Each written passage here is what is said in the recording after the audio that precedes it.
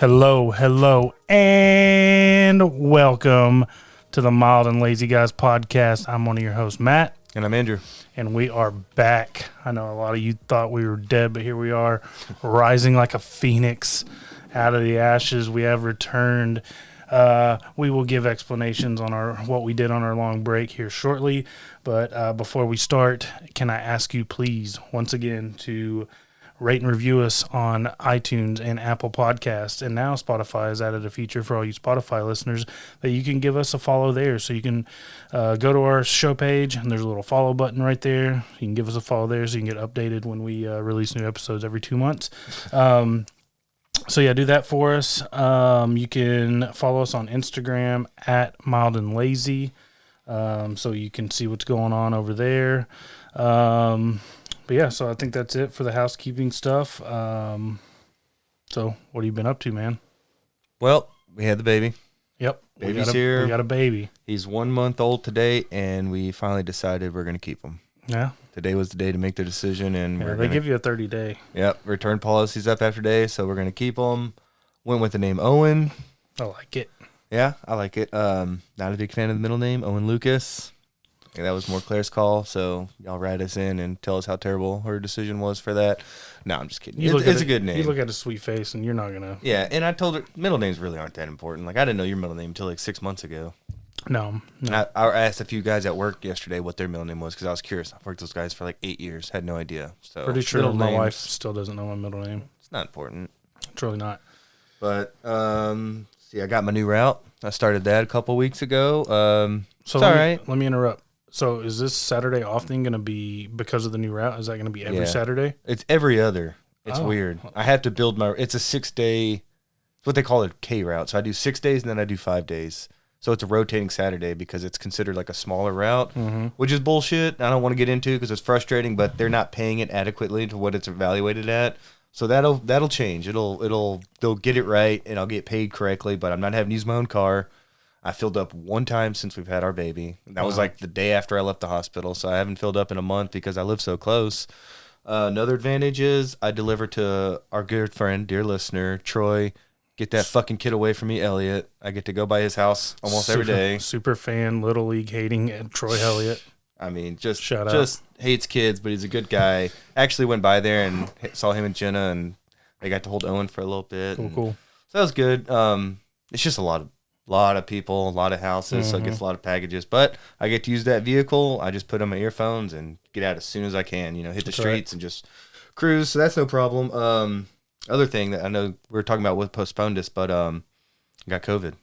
I got the COVID a couple weeks ago. I got it. I'm pretty sure it started the day I went back from work after maternity leave because I woke up. I told Claire I was like sweaty. I was, felt like shit. I was chills.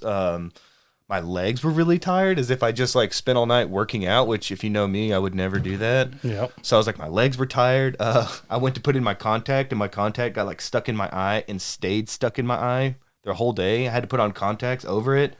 Took me about 12 hours, and I finally plucked the contact out. So it was just a shitty day all around. But I had COVID. I had to call in for like a few days. And just to show you how big of a fat kid I am, my biggest symptoms after that first day was no sense of smell or taste. But I'm still sitting around at like 3:30 in the afternoon thinking how good a peanut butter and jelly sandwich sounded, even though I couldn't taste it. And I would go make like a giant, peanut butter and jelly with a big glass of milk. Couldn't taste a thing, but I really enjoyed it. Well, we had something in common because me and the wife both caught COVID the day, it had to have been the day after Christmas. And yeah, I guess my worst symptoms was the body aches. Like when I'm telling you I had body aches, my eyelids hurt. Like my eyelashes hurt. Like everything hurt. The fever wasn't too bad. But I've had the lingering chest and cough thing going on. Like it just kind of, it moved to the chest, and then it's just been a hard time like breaking it up. Still? No, I'm pretty much done with it. But good. I had COVID from pretty much the week in between Christmas and New Year's, and then the rest of the month was trying to get it out of my chest. A couple doctor visits, some steroids, antibiotics, and then finally it's gone. And like you, I lost my sense of my taste and smell, and that was the worst part. I was like, this is a death sentence. It really just came back to me. Yeah, like in me the too. last few days. So yeah. I remember we went to El Phoenix and it was just like I was just eating water. Like I couldn't taste anything, dude. Yeah. It all just tasted the same. Yeah, same thing. But of course, I got to pick up the tab. I don't know about you, but I paid for that. When like we went out to tomatoes and I couldn't taste anything, but I still paid. Yep. That sucks. Yep. I even tried. I was shooting whiskey. Like I was like, I'm gonna see how far. So I can you take probably this. get sloppy drunk because you can't. It's like drinking water, Dude, it was like you drinking said. water. I mean, you got don't a even little need a bit chaser. of you got a little bit of burn, but with your smell and taste gone, no. Yeah, that's a dangerous. Yeah, you don't want to do that when you have COVID. Yeah. So I'm like you. I caught COVID, so that delayed us a couple weeks. But yeah, the worst part was the body aches for me personally. But it ran through our office at work, like the director of our department, my boss. He was out all last week. There was another guy that I share my office with. He had it the same week I had it, so it just ran through, and now everybody's back. So. And have you heard like after you get it, and if it's not that severe, like you're almost like not immune, but for like 6 months, there's like a period where. Because your body builds up those natural antibodies and stuff, yeah. Because someone came over and they're like, "Oh, I'm good." You know, it was my brother-in-law brought me another test. I took 3 tests and they were all positive just to be sure before I called in because I didn't want to call in. But he was like, "Oh, I just got over it." He's like, "Here, he just hung out for like 20 minutes." And he was like, "I'm good for 6 months." Yep. And that's what I was thinking. I'm like, well, I guess you do have like natural immunity. Plus, I know he's got the vaccine and everything. So we just hung out for a minute. It was pretty cool. Yeah. Anything else? Anything else exciting? I mean, I don't know how you top a baby, but. You deliver to Troy Elliott. That's how you top it. You go by his house every day. Yeah. No, I just work. I come home. I play Mario Kart with Elizabeth, and we make dinner. Yeah, hold the boy while Claire's trying to get her life together. Like, no, I'm just kidding. She's just that baby is just always wants to be held, man. Yeah, like she's struggling to get stuff done because she's still trying to be productive and still trying to work from the house. But he just always wants to be held. And if he's crying and you pick him up, he's good. You set him down, he can be fast asleep, but he'll wake up and start crying again. He's just a needy baby. But, everyone likes to hold a baby. Family's already been over. You know, my grandma got to come over yesterday with my mom and my aunt, and they held him for the first time. And my sister's been over a couple times. So awesome. Everybody loves a baby. Oh, yeah. We watch a baby, one of Lauren's coworkers. She has a 6-7 month old little boy. I just soak it up because he's 7. Like he turned 7 since we last did a podcast. Yeah, and he's just he don't want to snuggle with daddy no more, and I don't want to hear about that. It's I can do it, Dad, and I know, Dad, and whatever, Dad, and 2 years ago Dad was the greatest. Yeah, it's nothing but you're like the hero and you do everything. But now, whenever we babysit, I soak it up, man. It's just a little cuddly baby. Well, you can do the same thing here, but I'll say it for the record. Newborn babies are the worst.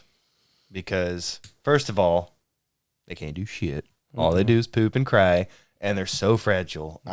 Even with my own son, I get nervous holding them because their necks... their neck's not fully formed, and they're just jerking around, and just makes me nervous. I'd rather Claire hold the baby or lay with the baby. When they're older, I love them. I love them now, but I love being with them and doing stuff with. Like as soon as they hit like that age you're talking about, when they're more pliable, and right now, like literally, Claire could like when she's holding them just roll over. I'm not going to say what could happen, but it's dire. Yeah. It's just, they're so fragile. Yeah. It's scary. The first 6 months are just terrifying to me. Yep. I can't wait to get past that point, and then we can really start having fun. And when we first had Landry, I was scared of this stage. It's terrifying. It's terrifying. But looking back, it wasn't that bad because at least like up until they get mobile, you can set them down and they're not going anywhere. They can't go anywhere. Like you can put them in a little... Yeah. They can't even roll over at this stage. They're that helpless. You can put them in the little not playpen, but a little, whatever they call it, like the... little chair that kind of bounces. And you can put it in their little, I guess it's like a pin. Like on the floor that has like something above them like the walls. Oh, yeah, we already got all that. Yeah, you can put them in there, and if you need to run to the bathroom or go and check on dinner, you can do that. But once they get mobile, dude, your job becomes exponentially harder because you've got to keep up with everything. Yeah. Oh, and I should say 9 pounds 2 ounces. He was a big baby. Who? Yeah. Yeah. Claire really pushed that thing out. I didn't do shit. I held a leg up again. So I'm officially retiring from my baby delivering days. because had another prominent, role in that. Which you got a front row seat. Yep. And they kept asking me, "You want to do this? You want to do that?" I said, "No, I don't. Just get this thing I don't out. want to." They were like, "You want a mirror? Do you want to look at this?" I said, "I really don't. Do you want to cut the umbilical cord? No, I've never done that. Why would I start now?" I cut Landry's. No, I'm good. Landry's. I politely declined all advances they wanted. And they're like, "Okay, well, some guys like to do." Yeah. Well, I'm not some guys. Nope. I was like, I'll go wait in the waiting room for all I care. It was bowl season. I think the what's it called, the Cheez-It Bowl's on. I was like, I'll go watch that. Y'all tell me when you're done. Yeah. That's just I'll not go for me, man. 1950s on your ass real quick. I'll go out for a carton of milk and just won't come back. I'm just kidding. But yeah, no, I caught COVID. Started school. Yeah, that's big, man. That's good. Yeah. It's taken me a month to try to figure out, like, okay, when can I just schedule everything out? Like, okay, can I get home and do dinner, and then what time do I fit this in and that in, and okay, well these things are due then, and so now I've kind of got my legs under me, and so yeah, I should be good, to get a normal schedule going with this. So yeah, this is on a Saturday, like morning, afternoon. Yeah, so we're doing 11:30. Yeah, so going forward, it was just going to be a sporadic schedule. Yeah, so yeah. We'll see what happens. This might be our last episode. Yeah. You never know. Farewell episode, guys. Could be, man. All right. So I think since this is the first time we've gotten together for a show since Christmas, I think we've got some Christmas gifts. Yeah. It's our annual Christmas gift. You should have put your bag closer. You're going to have to get up for I'm that. going to have to take off my headphones. Yeah, you didn't think that one through, No, did you? I didn't. I put mine right here next to me. Because I'm mild and I'm lazy. Dumb and lazy. All right. How do you want to do this? Oh, I'll hand you that big bag. I got a couple for you. Oh, God. Nice, pretty bag. I couldn't. This is obviously done by me. So you get a Father's Day bag that I had laying around? Yeah, that's why mine's the purple flower bag. Guys don't wrap presents. Actually, I'm pretty good at it. I wrapped Claire's and I was getting into it. As long as they're like nice square rectangles, I can't do I can't do magic, but I was kind of getting into it. Like you said, you kind of pour yourself a drink, put on a little music. Yeah. I took a good hour and just wrapped presents. Probably Christmas Eve. Yeah, I look like mine look like a combination of like Stevie Wonder and Michael J. Fox. Like the cuts are all jagged, and it's just like if I can fold it over and make it nothing. It doesn't look pretty, but I think Lauren appreciates that. Yeah, it really is. It really is. Wrap it. I don't have like my sister or somebody do it. Or you just put it in a bag like we did. Here. Right. All right. Are we just going to start tearing into it? Yeah, big old cold bottle of Jameson. It's cold to the touch. Yeah. You know me well. Yep. I figured you might need that with a couple kiddos running around. Yeah, I haven't done any partaking in quite some time. Well, I figured. I'll say that too. Me and Claire are like, bottle. Claire's like, I can't wait till, because she drink. Well, she hasn't drank since pre-pregnancy, obviously, because now with nursing, if you drink, you have to pump out all the bad milk. You have to pump and dump. Pump and dump. There you go. You have to pump and dump. That's what I did to her 10 months ago. Yeah, that's right, baby. That's a dirty joke. I'm sorry, Claire. She's not going to listen to this, but yeah, that's kind of dirty. All right. Let me see I just grabbed something. Oh, man. That's a lifesaver. Fucking window breaker? That is. You can cut your seatbelt clean, break your window in case you're ever. I bought 8 of those and I gave them out to all my loved ones. So that's for the Edwards family as a whole. This is going to be really hard and tempting not to just test it on one of my vehicles. That's what my sister-in-law said. She's like, where do I hit the windows? How do I practice? I was like, you don't. It'll shatter your windows. Just put it in the side of your car, and if you ever need it, it's like a worst case scenario. It's I hope you don't have to use it, but if you do, it's there. All right. I want you to go first. Just a practical gift for you. All right. I want you to go first. Well, you got the bottle out. Got the bottle. Ooh, I see a T-shirt. Oh, it's a Diggs. Just Dig. Just digs it. He's intercepting a pass like he did multiple times this past year. 13 times, 14 times, whatever it was. Did you get that from the same place where we got that Micah Parsons shirt? It was T-Public? No. Oh, that's a cool website, though. Oh, I got that from Bull Zerk. Where do you find these places? Jesus Christ. Good Lord. I had to hook up so I got you the alcohol and I got you the olives. They go really well together, too. This is olives with jalapenos garlic. and garlic. Yep. Where did you get this? Costco? Thank Lauren for that one. Yeah, it's almost 32 ounces. Yeah. It's a giant jar. So you're going to have really bad breath. Yeah. Like I said, the nays, I know I'm not getting laid. I don't think that's anything, is it? Nope. It came off the jars. Came off the jar. And 2 packs of cards. 2 boxes of cards. 2 boxes, even better. That's exactly where you could always get me, is just boxes of cards. Got you some Chronicles. Some Chronicles with some Blaster exclusives. Yep. All right. I think that was everything. All right, let me see. I see a shirt. Oh, no. Oh, Yeah. Why? Golly. Golly. Right. Golly. All T-shirt. right. T-shirt. You told me that was your guy. Oh, I got a Leonardo Ninja Turtle shirt. Dude, he's got swords out. He's ready to rock. That is awesome. Yep. Ellie's still in that phase, and like months ago when I told you, you told me that was your favorite, so had to, man. Got me a Cowboys decal. It's just a bunch of random And stuff. we'll get into whether I'll be proud to put that up later. Oh my God. Where did you find this? eBay. eBay's the best. I get so much stuff off of eBay. So it is a framed picture of Troy Aikman, who's my favorite player of all time. He Looking is very hunky. He is. I better not show my You mother. said he is. I better not show my mother-in-law this. He's wearing a black cowboy hat. Looks like I think it's a denim jacket with a white Dallas Cowboys T-shirt, holding a football and a pair of what I'm assuming is Wranglers. Oh, dude, this is erotic. This is going. Going in the bathroom. Yeah, this may go in my office. Oh, that'd be perfect. Yeah. This may go in my office. All right, let's see. I've got gifts to open. Yeah, I told you, man. I took pride in those wraps. Even did Christmas theme. Oh, I got a jar of peanut butter. Oh, that's the best peanut butter you can I get may right have there. to dig into this. I haven't eaten today. Classic. I never eat. Yeah, I thought you went to a gas station before this. You didn't pick up a sandwich? No, I learned my lessons. I got some popcorn. Yeah, I didn't know if you were a normal person or you like kettle corn like a weirdo. So I got you I one like of each. both. That's disgusting. I got me a Cowboys.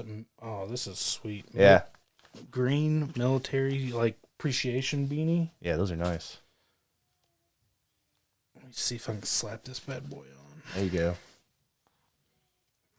Nope, I had it right. All right. Great radio. All right. And we're back. And we're back. Oh, and I got me a notepad because he knows me so well, and I needed a notepad coming in here today. Yeah, and I had like a dozen of them. So All right, let's open this. There's more if you need them. I don't even know what this stuff is anymore. Oh, it's a game. Conspiracy Theory Travel Edition. That was the first Christmas present I bought. I saw that in September. I was like, I'm gonna get this for Matt. Dude, Claire's like, shouldn't you be buying me stuff? I was like, no, I bought Matt the first. I was done with yours before I got Claire anything. Conspiracy Theory Travel Edition.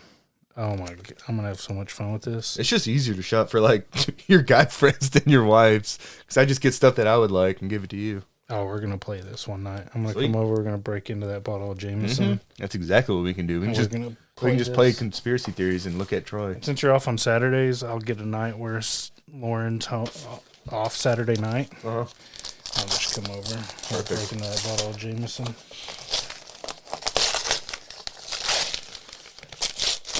Oh my gosh!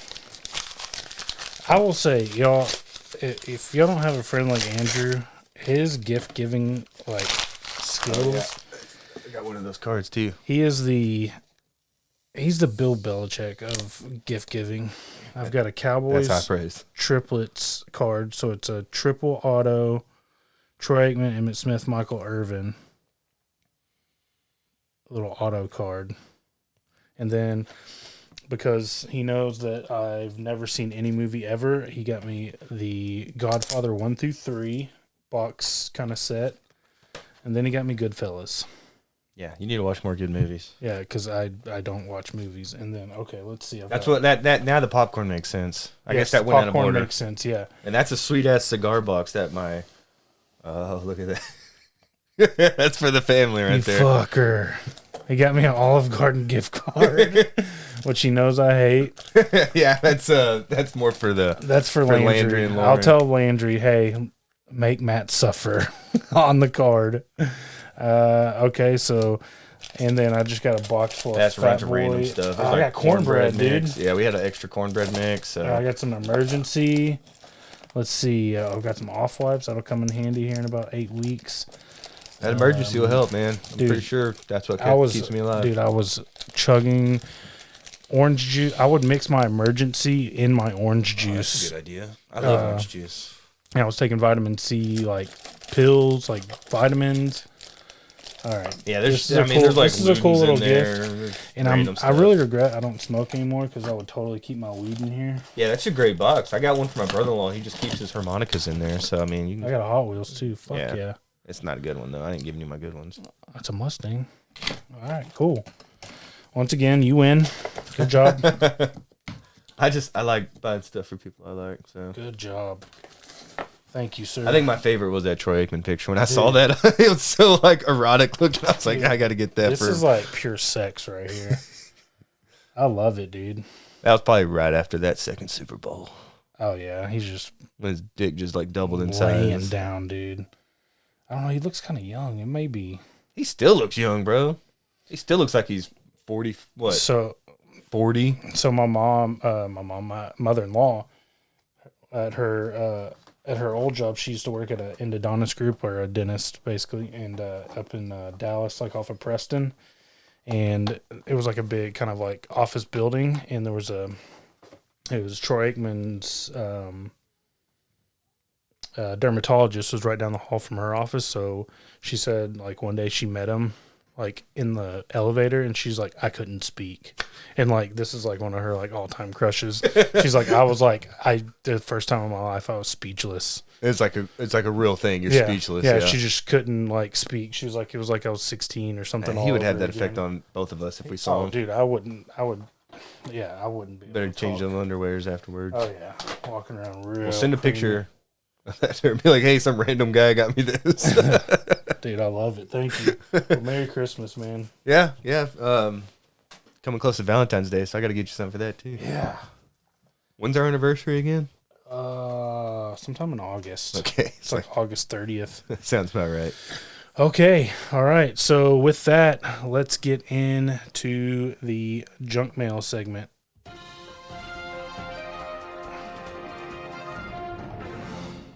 All right. Who's got the first story? You? Yeah, I can go. Now that I lost the app, it's not really junk mail. It's kind of like a nice, wholesome story. This is the Kansas City Chiefs fans, in nod to the Bills Mafia, donate to Buffalo Children's Hospital. So this is an older story. So about a week ago, instead of just days ago, the Kansas City Chiefs handed the Buffalo Bills one of the most heartbreaking losses in franchise history. Chiefs fans, inspired by the fundraising spirit of Bills Mafia, have decided to turn their team's big overtime win Sunday into a positive for the Buffalo community, raising $312,000 for Oshie Children's Hospital in Buffalo as of Thursday morning. Beginning Tuesday, donations in increments of $13 began being sent to the hospital from the Chiefs fans in honor of the 13 seconds it took for the Kansas City's offense to drive down the field to tie the divisional round playoff game at the end of regulations. The Chiefs went on to win 42-36 in the first drive of overtime. The original idea from the Chiefs Kingdom Facebook group was to donate in $13 increments to quarterback Patrick Mahomes' charitable organization, the 15 of the Mahomes Foundation. That changed when Chiefs fans heard more about the Bills fans' tradition of giving giving back to other teams. They instead directed their efforts to the opponent's charity of choice. The Children's Hospital became closely connected to Bills quarterback Josh Allen after fans donated in $17 increments, totaling $1.1 million in honor of Allen's grandmother, Patricia Allen, who died last year. There is now a Patricia Allen Pediatric Recovery Wing in the hospital, and the Patricia Allen Fund to benefit the critical care team and provide support for equipment, training, education, and programs. Of the most noteworthy examples of the Bills fans' tradition came in 2017 when Cincinnati Bengals quarterback Andy Dalton and wide receiver Tyler Boyd connected for a game-winning touchdown over the Baltimore Ravens that led to the Bills clinching a playoff spot for the first time in 17 years. In $17 increments, fans raised $442,000 for the Andy and Jordan Dalton Foundation. This year, Bills fans have led donation efforts in honor of cornerback Tre'Davious White, tearing an ACL, giving back to the food bank of Northwest Louisiana in his hometown, among others. Last year's Bills fans donated to Ravens quarterback Lamar Jackson's foundation after a playoff win over the Ravens. While 13 seconds likely will never again have a positive association with Buffalo fan bases, turning a tough inning into a positive for a different community is an uplifting tradition. Yeah, no, that's really cool. Yeah, I hope something like that becomes, more common throughout all of sports, not just football, not just Buffalo. But I remember when they did that when it's hard to think that Buffalo up until a couple years ago we didn't make the playoffs for 17 years. Mm-hmm. And I remember when Andy Dalton had that touchdown to beat because that was a divisional game for the Bengals beating the Ravens, and that was just a huge game for them, and that's what clinched it for Buffalo and what started this whole tradition, and it's just great to see that. So it was KC fans that donated to Buffalo Hospital. Yeah. First they were going to donate to Mahomes, and then they realized that that what Buffalo had done years ago, and which I think is cool. I mean, maybe you can give to both, but to give back to your opponent because that was such a great game. I mean, we probably won't talk a whole lot about it, but one of the greatest playoff games I've ever seen. It may be one of the greatest games. Yeah. And we'll talk about it, but I was about to say, because, Buffalo, they may throw dildos at you on the field, but they will give back. Do they do that at all games or just when they play the Patriots? Because I seem to only notice it at Patriots games. Patriots games, definitely the dildos come out, which I don't know how it's like the squid at a hockey game. Yeah. Like, I don't know how it started, but I love it. There will be a dildo at every Patriots-Bills game at home. Yeah, for the rest of time while those teams play, dildo will make and sometimes the cameraman will catch it. Yeah, he'll catch and it. they'll pull away real quick. And they'll cut to a different. Well, last time in the playoffs, like one guy pointed to it and kicked it off the field like a Patriots player. Because it's got the suction cup. I wonder if they're trying to suction it to a helmet. That's got to be the goal. And make a unicorn, Whoever does that is just legendary status. It gets free beer for life. Free Buffalo wings. He gets free tables, free beer, and free wings. Whoever gets the first suction. No, but that's great. That's I guess that's how you win. It's like winning with class. Yeah, it's winning with class. So I'm all for that. As much as I hated, the outcome. That's how you do it. I hated how the outcome was determined with the overtime rules, and I didn't read the article, but I saw that they might change that going forward. They're going to look at it, so in later episodes maybe we can talk about it. But it's unfair to let just one team touch the ball. Yeah, especially a team like that. Especially because people make the argument, let the the defense has to make a stop. The defense has the opportunity to make a stop. No defense was stopping. And Kansas City's defense didn't have to make a stop. That's where the argument to me is stupid because you're saying only one defense has to step it up where the other one doesn't even touch the field. No, and neither one of those defenses was stopping either one of those quarterbacks. And I agree with you. We should have made it a best of 3 or a best of 7 between these two. Cancel the playoffs. Yeah. Give me that one in my veins for the next 3 weeks. I don't see Rams or 49ers putting Especially up that 49ers. Game. No. So, okay, let me move on to our next story. And we we talked about this. We're very classy. Yeah. We talked about this back when he first got put in jail, but the headline is from AP. Another delay for ex-deep-sea treasure hunter stuck in jail. The long-running case of a former deep-sea treasure hunter marking his 6th year in jail for refusing to disclose his whereabouts of missing gold coins has yet hit another roadblock. Research scientist Tommy Thompson has been held in contempt of court since December 15, 2015 for that refusal. He is also incurring a daily fine of $1,000. A hearing held Monday in hopes of helping draw the case to a conclusion ended with the federal judge giving Thompson 2 months to find a new attorney ahead of yet another hearing. Thompson's case dates back to the discovery of the SS Central America, known as the Ship of Gold, in 1988.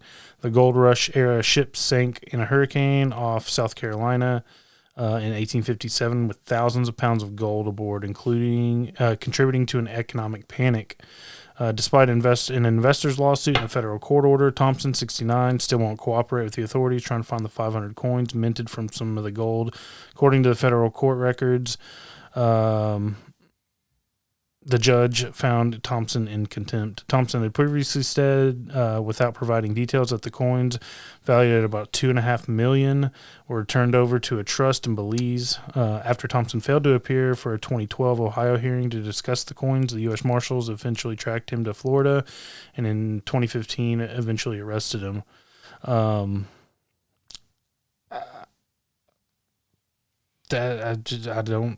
Finders keepers.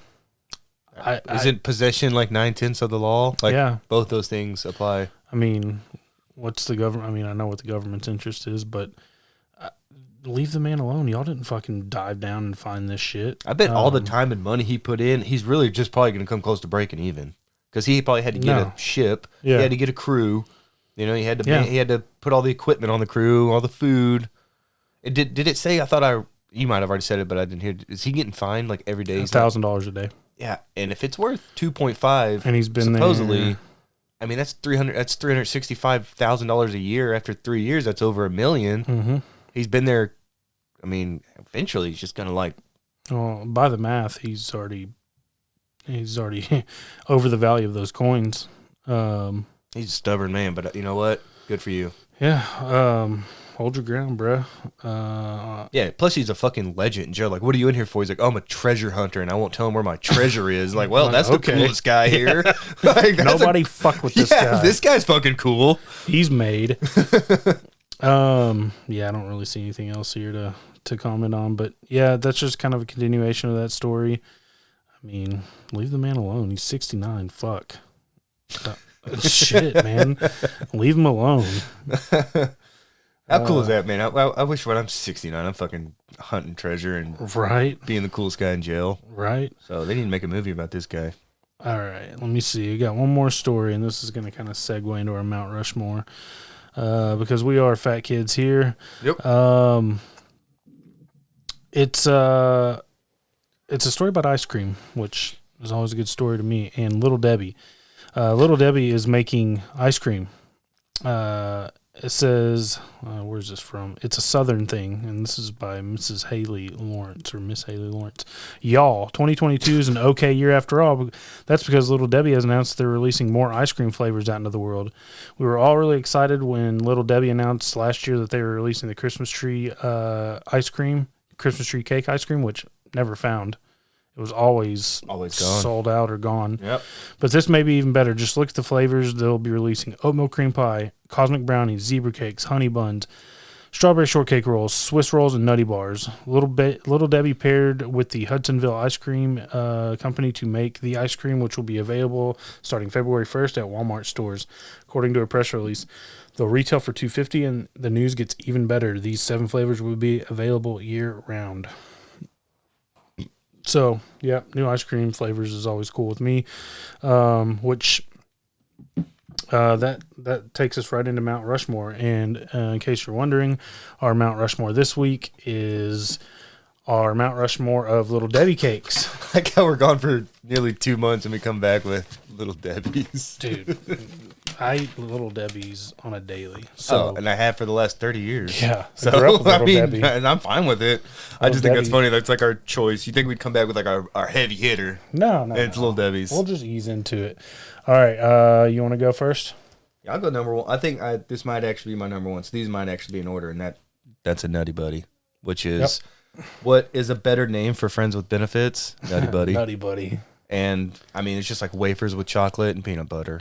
That's all you need. You can when I was little, you'd like separate them. I don't know. I've matured now. Now I just bite right into it. I usually have to share them now with the kid, but we love them. Mm-hmm. That's my number one contender. That made my list. My first one is pecan pinwheels. Oh, dude, that was my dark horse. Pecan pinwheels, man. I love them. I could eat. Fat kid hack. Put it in the microwave. Put a little tiny bit of butter on it. Let that butter melt down into it, bruh. Those are something that like you could always get like at a gas station too, a sweet 2-pack. It's like $1. Yep. So I'll get that sometimes in the morning if I get. Sometimes you can get Little Debbie's 2 for $1, 50 cents a piece, bruh. All right, so pecan pinwheels.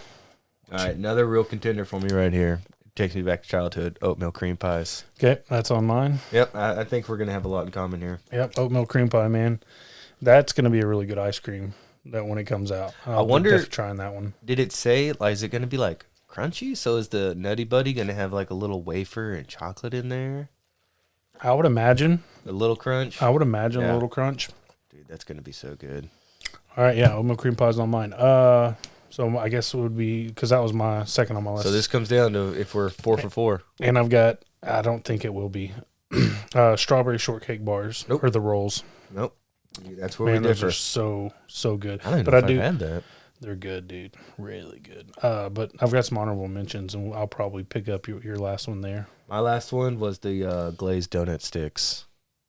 See, that's something I eat I've those had. at work. Yeah, I was gonna say you can like dip them in coffee. Yeah, that's something that I guess mine's more breakfast because like it's just easy for me to grab one, grab a coffee, and just like dunk your little donut stick. I've been dunking for 30 years, man. I'm still going strong. My life dunker. All right, go through your. You can bust all yours out. All right, my honorable mentions: Swiss rolls. Nope, not for me. Fudge rounds. Yep. And zebra cake. Yep. So my last two were the they're only seasonal, but it's that Be My Valentine. Yep. Those are solid, and honey buns. Yep. Can't believe you don't like the honey buns. Yeah, I left it off. I left that, and I left Christmas tree cakes off. Yeah, they have good seasonal stuff. Yeah, they do. I went to like their website to look at all this, and it was pretty detailed. And then they do have like a banana cream roll too. That's really good if you're into artificial banana. Nobody liked the cosmic brownies. No, if you like cosmic brownies, you. I'm gonna say something mean. Really bad sauce. Jeez, man, what pissed you off about cosmic brownies? Nothing. You're like a bad memory or something. No, but I do. When I was younger, I liked the fudge brownie with the walnuts. You know, it had like the split in the middle. You could break it like into turtle two. something? No, they were just Little Debbie fudge brownies, and they had the walnuts on them. Little walnut pieces on top. Oh, yeah, instead of like the colored sprinkle looking. That was the only difference. Yeah. Yeah, it's the same thing. But then I've gone back as an adult, and I was like, I really don't like these. They're just, it's like they were just, I don't know. No, I really. Not made with love. I ate the shit out of them as a kid, but now I went back, can't do it. Can't do it. All right, let's see. So, do we want to get into the news about BB and then give our players, or do we want to give our players and then go over the cast list? Let's do our players first, because this is Mount Rushmore Part 2. We're doing the deuce. The deuce. So we're gonna go over and I think we might have done this once before, but we did villains and assholes. Okay, so these are and I have a feeling that we're gonna have a lot of the same people on this too. I don't know. I'm a wild card. You are a wild card. I'll go first this round. My number one player of all time, probably because I subscribe to his podcast and his YouTube channel, it's Derek L. Derek Levasseur. Yep. He's probably the best player of all time. I'd like to see a season with like him and another guy I'll talk about. Yeah, Dan. Yeah. And maybe like Ian, a guy like Ian. But some old school guys. Because to me, like after a season, I don't know, after social media became such a big deal, people just really tampered down their game. So the older season, they don't want to come off as an asshole, which you're supposed to, but they want to get like, I want to get an endorsement deal, or I want to have a nightclub fee after this. So they don't want to come, which I would be the worst on Big Brother. I would probably get fired from my job when I came back. So I'd have to win the money. So yeah, Derek L. Well, I sent you that interesting fact about him, right? Yeah, what was it? It was Derek L. is the only player to kill a person and still play Big Brother, because he was a cop or detective. Police, he was like, he's just out here killing people. But I guess he, in the line of duty, like killed someone and then got to play the show. And then when he was on the show, he formed an alliance with Cody Called the Hitman, which I was like, wow, I learned all that in one day. And I was like, kind of puts a new angle on the name there, man. Could have called it the 6-shooters or something. You know, it's like, maybe let's tamper that down. But yeah, he was on my list. For me, my number one, it's who got me into Big Brother in the first place. So it's just like a special place in my heart. And that's Dr. Will and Boogie, Chilltown. So you're combining them into two? Yeah, it's Chilltown. Yeah. So those two. Chilltown. They were my favorite. I said how they played Big Brother the way it should be. They set a great early example that people now just don't follow. So to me, they're just like the OGs of American Big Brother. Show you how it's done, and then people just kind of went away from it. They're the Godfathers. Yeah, at least American, because I know it was more of a European show before. They laid down a roadmap. Yeah, they showed you how to do it. Like, everything you need to know about how Big Brother, just watch Chilltown. Yep. And everyone was like, I don't want to do that because I don't want to come off as a bad person. Even though that's the idea of Big Brother is who can cheat the best and who can lie the most. Which brings me to my second guy, Dan Giesling. And if you're into Big Brother and you know these words, just go watch Dan's funeral. That was one of the greatest moments. That was like one of the best. He backed himself into an impossible corner. Like going into that week, I was like, "There's no way he's done. Like he's done. He's overplayed his hand. He lied." Because this was on his second season. This is after he had won, so people knew how good he was. He had come back for a new season, so everyone was like, "Watch out for Dan. You know, he's a snake. He's this. He's that." He backed himself into a corner, and he went on this impassioned speech, which later got dubbed Dan's funeral because he buried Dan. Well, and didn't he get like a punishment? And his punishment was he had to be isolated for 24 hours, and that's where he had this idea. He was like, "I'm going to make myself, dead to the game," and like you said, Dan's funeral. So he gets out and he has this impassioned speech to the house. I mean, people are fucking crying. Yeah, I mean, he was turning tears, and he was just like spinning a web. It was all bullshit, and that propelled him to the final two. Yep. So I'll piggyback with that. I had Dan at number 4. I put maybe the best Big Brother player ever. He won season 10, and he was the runner-up on 14. Yep. Losing to Ian, our guy.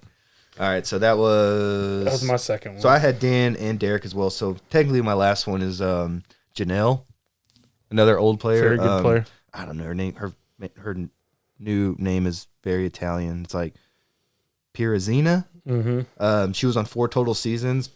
But she never got better than third. She got third twice. But still, like, but later on, like in her 3rd and 4th season, they would just get her out of respect. It's like, there's no way we can keep Janelle here. She's a comp beast. She's a great player. She's a comp beast. So it was almost like out of respect. She was voted out early, at least in the last season, the last All-Star season she had. So it was a sign of respect to get her out so quick. But I had to put at least one of the strong females in my top 4, and to me, she was my favorite. All right. And this was our favorite players, not necessarily best players, right? Yeah. Okay. A dude who just made me laugh at all fucking times. Anytime he was on screen, like, you just never knew what was going to come out of his mouth, and that's Zach from season 16. He's very quotable too. He quoted. He had one of the greatest lines that is used by my 7-year-old and my wife in my household, and that's Fruit Loop Dingus. He called Nicole a Fruit Loop Dingus. He tried to be like ruthless with that too. He wasn't trying to be funny. No, but it just came out hilarious because of Zach, like who he is, and so yeah, like Zach, who ended up hooking up with Frankie, like, after the show. Like, sexually? Sexually. Really? So Zach came out as bi. Okay, I was going to say, because... Came out as bi. Dude, they had a very big chemistry that everyone could tell. And I was like, well, maybe, some people are just obviously accepting of others, and, hey, you want to slap my butt, and we'll just giggle about it? Like, I don't know. I would be that way, like... I wouldn't mind, like, in that Big Brother house, like, if I was laying in, like... You have a bromance that just kind of blossoms into, like, hey, you want to like if lay on the... What's it called together? Yeah, a hammock. A hammock. Let's lay on the hammock together. Yeah, or talk. if I was, like, laying on a bed and, like, Frankie came and laid next to me. Okay, whatever. Yeah. I'm not gay. Like, no, you're my hanging bro. Out. Man, but to that escalate, that was some... They, like, snuggled. They spooned, like, in bed. So, but yeah, I read, like... Frankie had invited Zach out to one of Ariana Grande's, because Frankie is Ariana Grande's brother, brother, and he invited Zach out to a show, and they hooked up after the show. And we dined him, and 69 him, bro. Man, good for Frankie. Yeah, but no, Zach. Good for Zach. I mean, Zach, good for both of them, I guess. Good for both of them. And then, Zach came out and said, yeah, we had this chemistry. I did care about him. It was a couple week thing, but, I am bisexual. I'm sure they're still just friends. Yeah, but no, Zach, like, he spurned some of the greatest, like, lines, and then he did this thing. Yep. We do, It's just, he made me laugh, and I look forward to, like, all his screen time. So Zach is on my... He was also really good in the confessional room. Yes. Like you said, he just didn't know what he's going to say, so he was very entertaining. That's a good one. I think 16 was like the last season, and I'd have to go back and watch where the game was really played really well because... Like I said, it was before everything blew up like social media, because now it's all about image. Yeah. Who's your third one? We're on honorable mention, aren't we? No, I've got my last... Oh, I guess because I piggybacked off 2 of yours. I'm done. I'm on honorable mention. My last one is Tyler. Carrot Top? Or that's what's his name? That's son? Sid Vicious, the wrestler. Yeah, not the Sex Pistol singer, but like the guy who was like built like a fucking tank. Yeah, his name was Frank. You told me, but I had no idea, or maybe I just forgotten. Yeah, no, Tyler was the surfer blonde dude from season 20. And who am I thinking of? Frank. You just said that, Frank. Oh, yeah. No, Tyler's a good dude. He was a good dude. Great head of hair. Great head of hair. He got the girl in the end, like a dude who, I don't know, like he just got the hottest chick on the show and they ended up getting married and all this. But I really thought he was a good player. Mm-hmm. I thought he had some bad luck, especially in 22. And 22 was more like a respect thing too. Like they knew they couldn't keep Tyler around too long. Because not only is he like very physically fit, he's just so fucking nice. There's certain people where like you don't have to be so ruthless. You can be just nice and and he can fly under the radar. And you can make it very far because he was just such an enjoyable person, so nice. Everyone's like, they're like, no, Tyler's my friend. He wouldn't do that. Yeah. So he was a good player, and I liked him as well. So Tyler, he was runner up to freaking Casey, which that was a lame season. Tyler should have won. It's like one of those seasons with Paul. Like Paul should have beaten Josh. Paul was a great fucking player. Yeah. Like say what you will about his personality, Paul should have won one of those seasons. He got runner up back-to-back years. Back-to-back years, man. He's a great fucking player. So you got your honorable mentions? Yeah, I can just bust him out real quick. Mention one, Ian Terry, who beat Dan. That was a great final two, and he convincingly he worked a good jury because he told him he laid out what you're supposed to do on your when you're final two. You lay out why you should win. Case. You plead your case. Yeah, he did a great job at that. Another guy who played a great game and got the hottest girl of the season, Cody Nixon, the guy you hate. Terminator with Asperger's. The asshole. Oh my God. I partially put that. Fuck that dude. He's a total badass. Bodies hidden in his fucking walls. Dude, I didn't know this. I knew he was a Marine, but he was also in the Air Force. So 2 services of military. Thank you for your service. You're still fucking crazy. I was going to say, then you thank him for his service. Still fucking crazy, dude. He is crazy, but that's I like the kind of dude I want defending my freedom. Dude, yeah, right? If someone's going to come and back me up, let it be Cody. I'll knock out the last 2 for a quick. It's John McGuire, a.k.a. Johnny Mac. Oh, dude, Johnny Mac was so cool.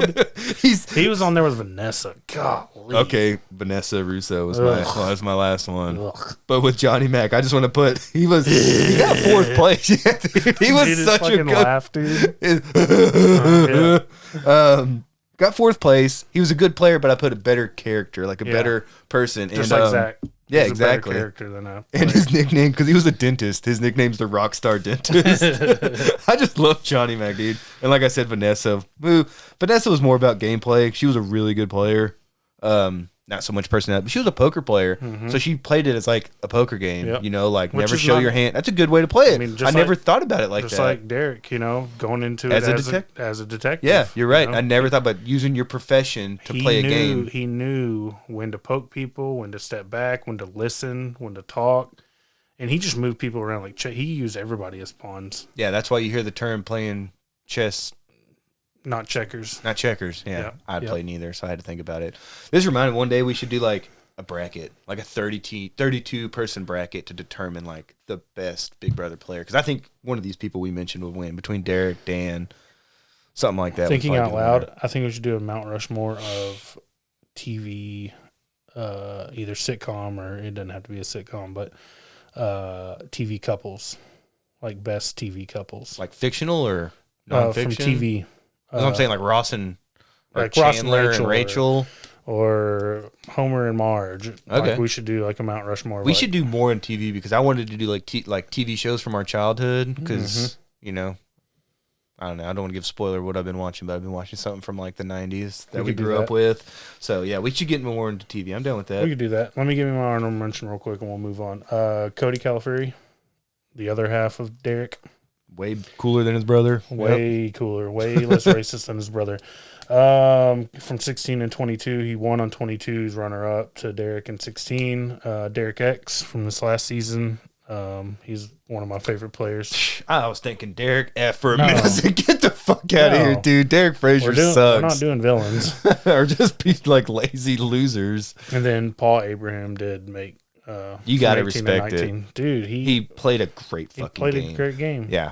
I really like I As a person, I could see him being a bit of a tool, a bit of a douchebag. Yep. But great fucking player. He was man. a great player. He should have won. He Should've really won got. one. He should have won, if not one both. To Nicole. Think I about think the he's two better people. than both. Think He's about the better. two people he lost to. He Yeah. lost to Nicole and fucking Josh. Josh. Two people I can't stand. I don't like either. I know you like Nicole. I just thought she was pretty. She is, but that accent just kills me. It's like a thick Oh, Wisconsin don't you know? accent, just like talking dirty to her. Like, oh yeah, smack my ass. Yeah. Like, okay, I'm done. Oh dear. Oh dear, we made a mess there. Oh boy. So I was like, she was pretty, and I like, she had like a wholesome look. She Yeah. had glasses. I I think it it. was the glasses, Glasses like the do library. Yeah, as we look into our four eyes together, as we see the reflection in our glasses. I can see your computer screen. Okay, but yeah, Paul, you got robbed. If you're listening, you got You robbed. did. Shout out, Paul. All right, so let's move on to pick your poison. Which one? This one? That one. Let me do this one. I'm I hear that ring clanking. Hear that panky ring? All right. Let's see. All right. Would you rather get tipsy from just one sip of alcohol and ridiculously drunk from one alcoholic drink, or never get drunk no matter how much alcohol you drink? That's an easy one. I would have to say get tipsy or whatever, because I can't. If you can drink all that, you're just gonna keep drinking and drinking. Oh shit, there's a squirrel. Fuck, that scared I saw a shadow, dude. I felt like a SWAT team was gonna come fucking swinging through the window. No, because if we'll be at the draft, and I'll be up all weekend trying to catch up with y'all. Trying to be like, I'm gonna keep pounding this whiskey. Nah, if I can just take like a sip, and I'll be buzzing pretty good. Do you know how much money you could like shark people out of, like in a bar? Like, If they just get a little tipsy off of. well, if you couldn't get Oh, drunk, you're talking about sharking them, like making like, hey, I bet I can out drinking at the table. yeah, Oh yeah. dude, you turn that into a little side hustle. Okay, that side hustle is going to cost you your life, though, bro. You're going to be Your on liver. you're going to be on kidney what's it called? Dialysis? No, that's a pretty slippery slope. I changed my mind for monetary reasons and Your side practicality. hustle's going to kill you, dude. True. Thanks for I talking say me out of that. I'll go to a pool hall and just sip a beer and be buzzing for like 3 hours just playing pool and darts. But it says you'd be ridiculously drunk from just one drink, so you could just nurse Sip. that one Yeah, beer. you sip on it. You spend $3 on a beer and you're good all night. Right, yep. Where are you getting a $3 beer at? I'm buying a 40. I'm buying malt liquor. Yeah, I'm gonna do another one. dude, that'd be a good one for the draft. Everyone just bring your own malt liquor. Dude, I showed Ryan this, but basically we would get 12 singles of, could be Coors Light, it could be Mickey's, it could be Mickey's forever. it could be a White Claw, a Truly, whatever, and you put them in brown paper bags, and then you just line them, you mix them all up, line them up, and then everybody grabs one. They don't know what they're grabbing until you unwrap the brown bag, and then that's what we like do our toast with. I'm cool with that. Yeah, I showed it. We need to. Speaking of the draft, we need to get that house on 5 acres. We need to call Ryan about that. Yeah, after the show, I'll text him. We'll fuck around. Yeah, we're gonna fuck around again and end up. That lake house was it's about a 3 out of 10, and it was more expensive than where we're trying to go. I think Ryan was right. Lake houses are just overrated. We just need a house with because there was houses everywhere around us, and we get rowdy. Like we're not ridiculous. We're not starting fires, but I like to have our privacy. I think I put privacy over everything. Yeah. No, I'll text him. All right, I'll back. start a group with. And we're back. Would you rather have a completely automated home or a self-driving car? Is it a work car? Doesn't say. Okay, see, I drive like 2 miles a day, so to get to work. So I'm saying give me a smart home because I don't really commute much. If I had worked in Dallas, yeah, I don't, because then I could drive, sleep. I drive 6 miles. No, not even that. Yeah, probably like 4. No, 3 give or me 4. a smart house. Yeah, smart house. That way I can retire the clapper. Remember when those things were like infomercials? Like that was such a convenient. Now we have literally smart homes that do everything. You just tell hey Alexa, turn off the lights. Yeah, pour me a drink, okay. Like before I don't want to get up. All right, good night.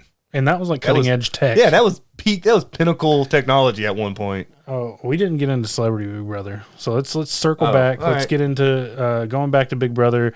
Celebrity Big Brother season 3 is coming like next week. It's like next Wednesday. It's Wednesday, yeah, the 2nd. Next Wednesday. And they the the cast list has been released. There were 11 players. I told you I knew 5 of them. So let me run through.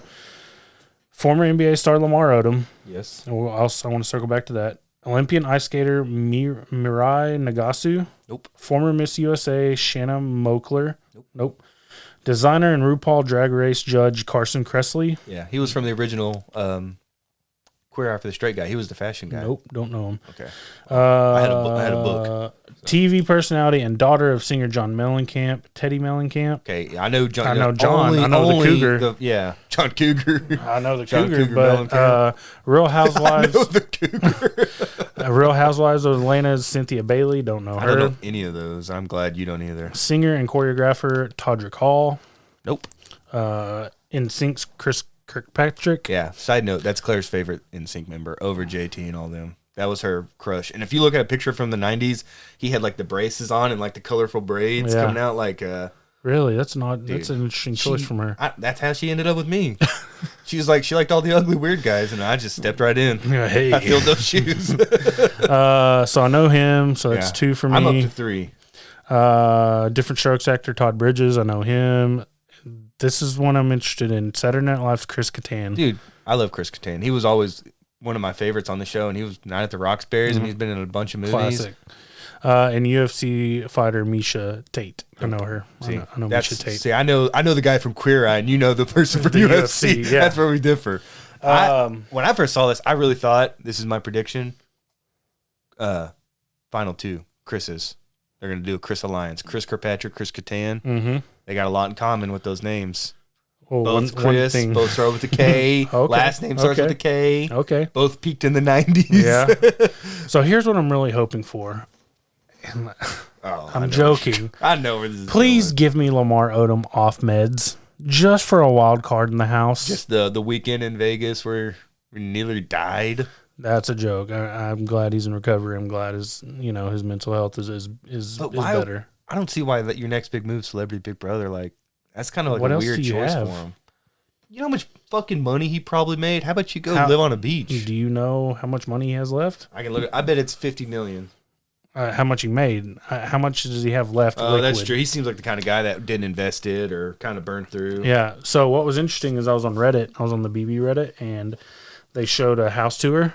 They gave a house tour, and there were 12 seats for 11 players. Ooh, wild card, somebody coming in. There may be an extra person. All right, update. He's worth roughly $30 million. So okay, he could live off of that and do. But you know what? Some people, he was married to Kardashian. Some people just like the spotlight. Yeah. I mean, that's all you can say. What else is he gonna do for? Well, I think it's condensed season. I think it's like a month. Yeah. Oh yeah, it's shorter. What for else? Sure. Andy's a Scorpio. Shout out Scorpios. Oh, dude, it's 21 days. It's 3 weeks. That's nothing. They won't even be homesick by the time. So there you go. Celebrity Big Brother. Forgot to do that. We circled back on that. All right. So let's get into. So wait. Before we start, who's your pick? Who you got? Oh, who's my pick for a winner? Oh man, let me see. I'm gonna go Chris Kattan. I'm gonna go. That's my pick. I'm gonna go Todrick Hall. Todrick Hall. That's a singer choreographer. Do you have anything to base off that? I do. I was listening or watching on YouTube the latest, not the latest, but when they were the Winner Circle, when they were kind of predicting and kind of giving predictions on who they thought. I should have listened to that. Who they thought the before the cast list, who they thought some of the casts were going to be in. Apparently, Todrick Hall is a big fan of the show. For one, for two, super fans do good. He hung out a lot. He hosted a few of the 23 players when they got out at the summer. Oh, so I remember that. I remember they were parties. Yeah, okay, that makes sense. He had them over at their house, so he knows the game. Man. He knows the game. He kind of knows. He's a super Sounds fan. Like a super fan, yeah. So he's mine. That's a good pick. And then I'll say America's favorite house guest. I'll go Todrick Hall. He sounds like a cool guy. You've already sold me. America's favorite, I'll probably go with Carson Kressley. Just picking a name out of a hat. All right. So let's get on to questionable behavior from the internet. This This one comes from Reddit, of course, and it reads, "Today I fucked up by being an unintentional wingman. Story goes, at my gym over the past couple months, I've noticed a cute girl who works out around the same time I do, and I was interested in asking her out, but I'm always kind of awkward, and I don't approach girls in the gym. A few times I've seen her talk to a guy who she seems to be friends with. I haven't seen anything romantic or flirtatious between them, and I was pretty confident they weren't together. So my awkward self decided to talk to the guy and ask him if she was single. Very junior high of me, I know. He said he had no idea that they knew each other because they used to work together and have been friends ever since. As he was talking, she came walking over to us, and before I could stop him, he turned to her and asked him, "Are you single?" And she says, "God, it's about time. I've been waiting forever for you to ask me out." And he's like, And she said, "Is that not what you're asking?" And he said, "Yeah, it is. Are you free Saturday?" Fuck.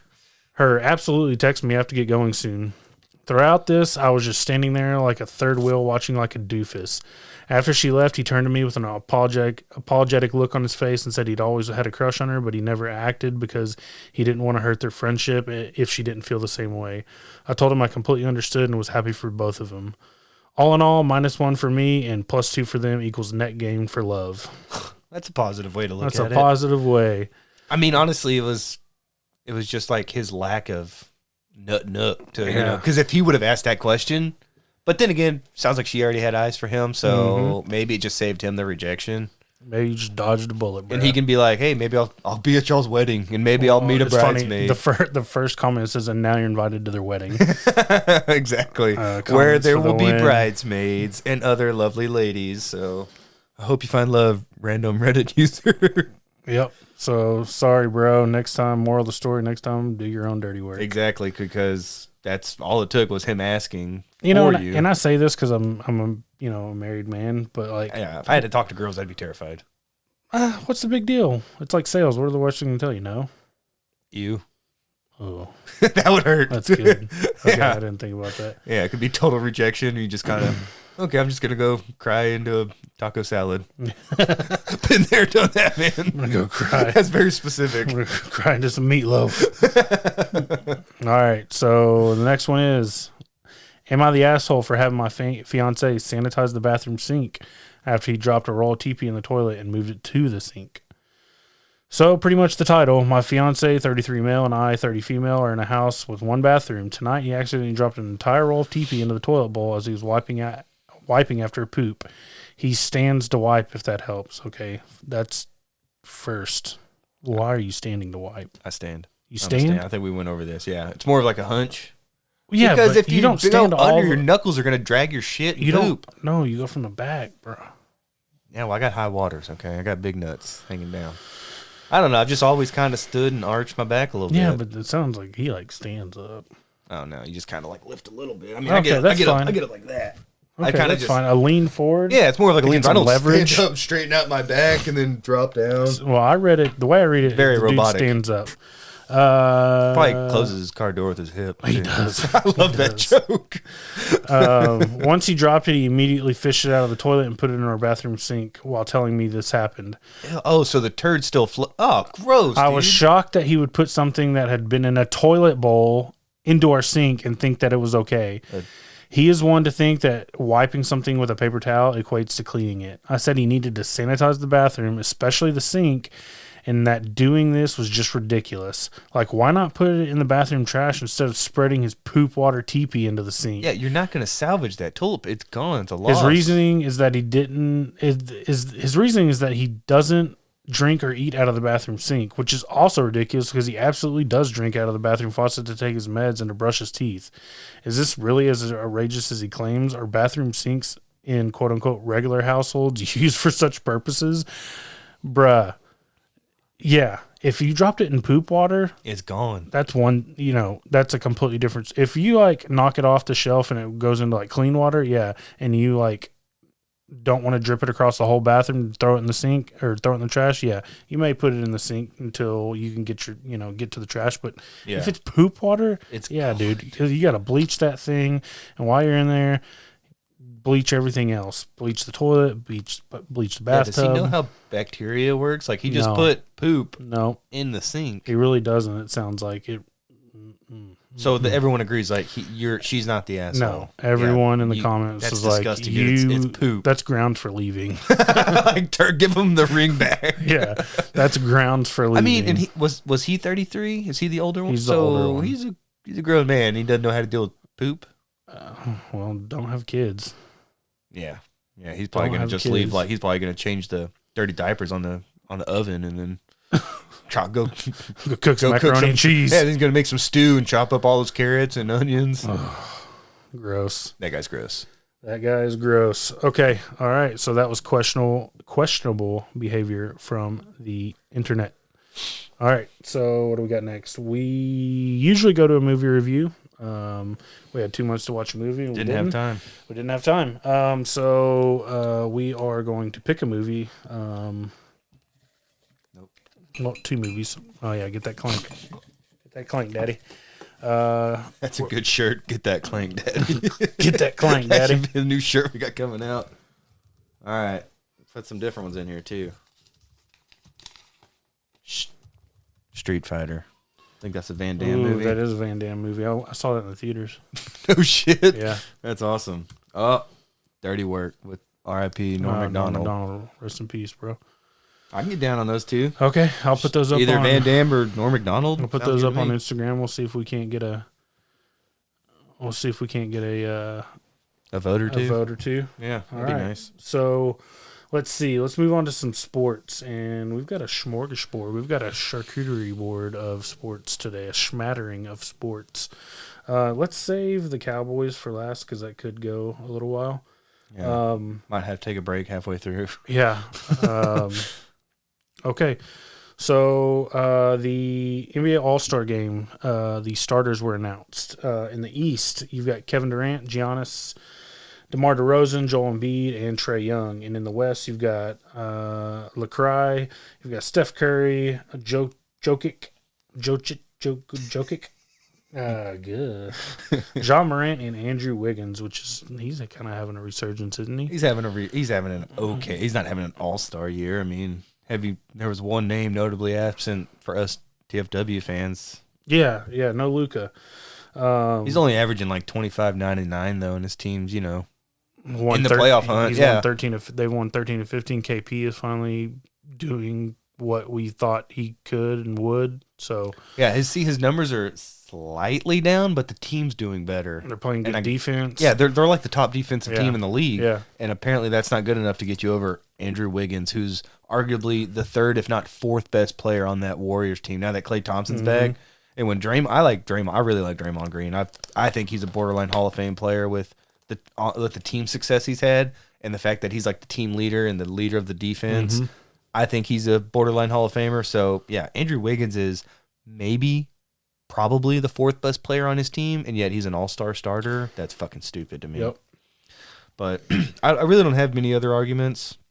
I know John Morant's just like one of the most exciting young players to watch. He's like a human highlight reel. He can jump up farther and further, higher and further than damn near anybody. Steph Curry, kind of been in a slump since he broke the record, ironically. He broke the three-point shots made record, and since then he's been slumping, which hurts my fantasy team. Nikola Jokic, reigning MVP. He's probably top 5 in MVP voting right now again. LeBron, say what you will about him, he's the greatest athlete that I've ever seen, and he's still easily top 10 player. So that's out of respect, but also warranted. DeMar DeRozan, back in the East, has researched his whole career. I mean, the Bulls were at one point the best team in the league before they got hurt. Trae Young, still one of the best young guards in the league, so I totally get that. Joel Embiid's probably the favorite to win the MVP right now. Giannis is Giannis. He's arguably can rival LeBron for greatest athlete that I've ever seen. So, and then Durant, he's the captain of the Eastern team, and Durant's one of the greatest players to ever play. So, I guess they're not doing the draft anymore.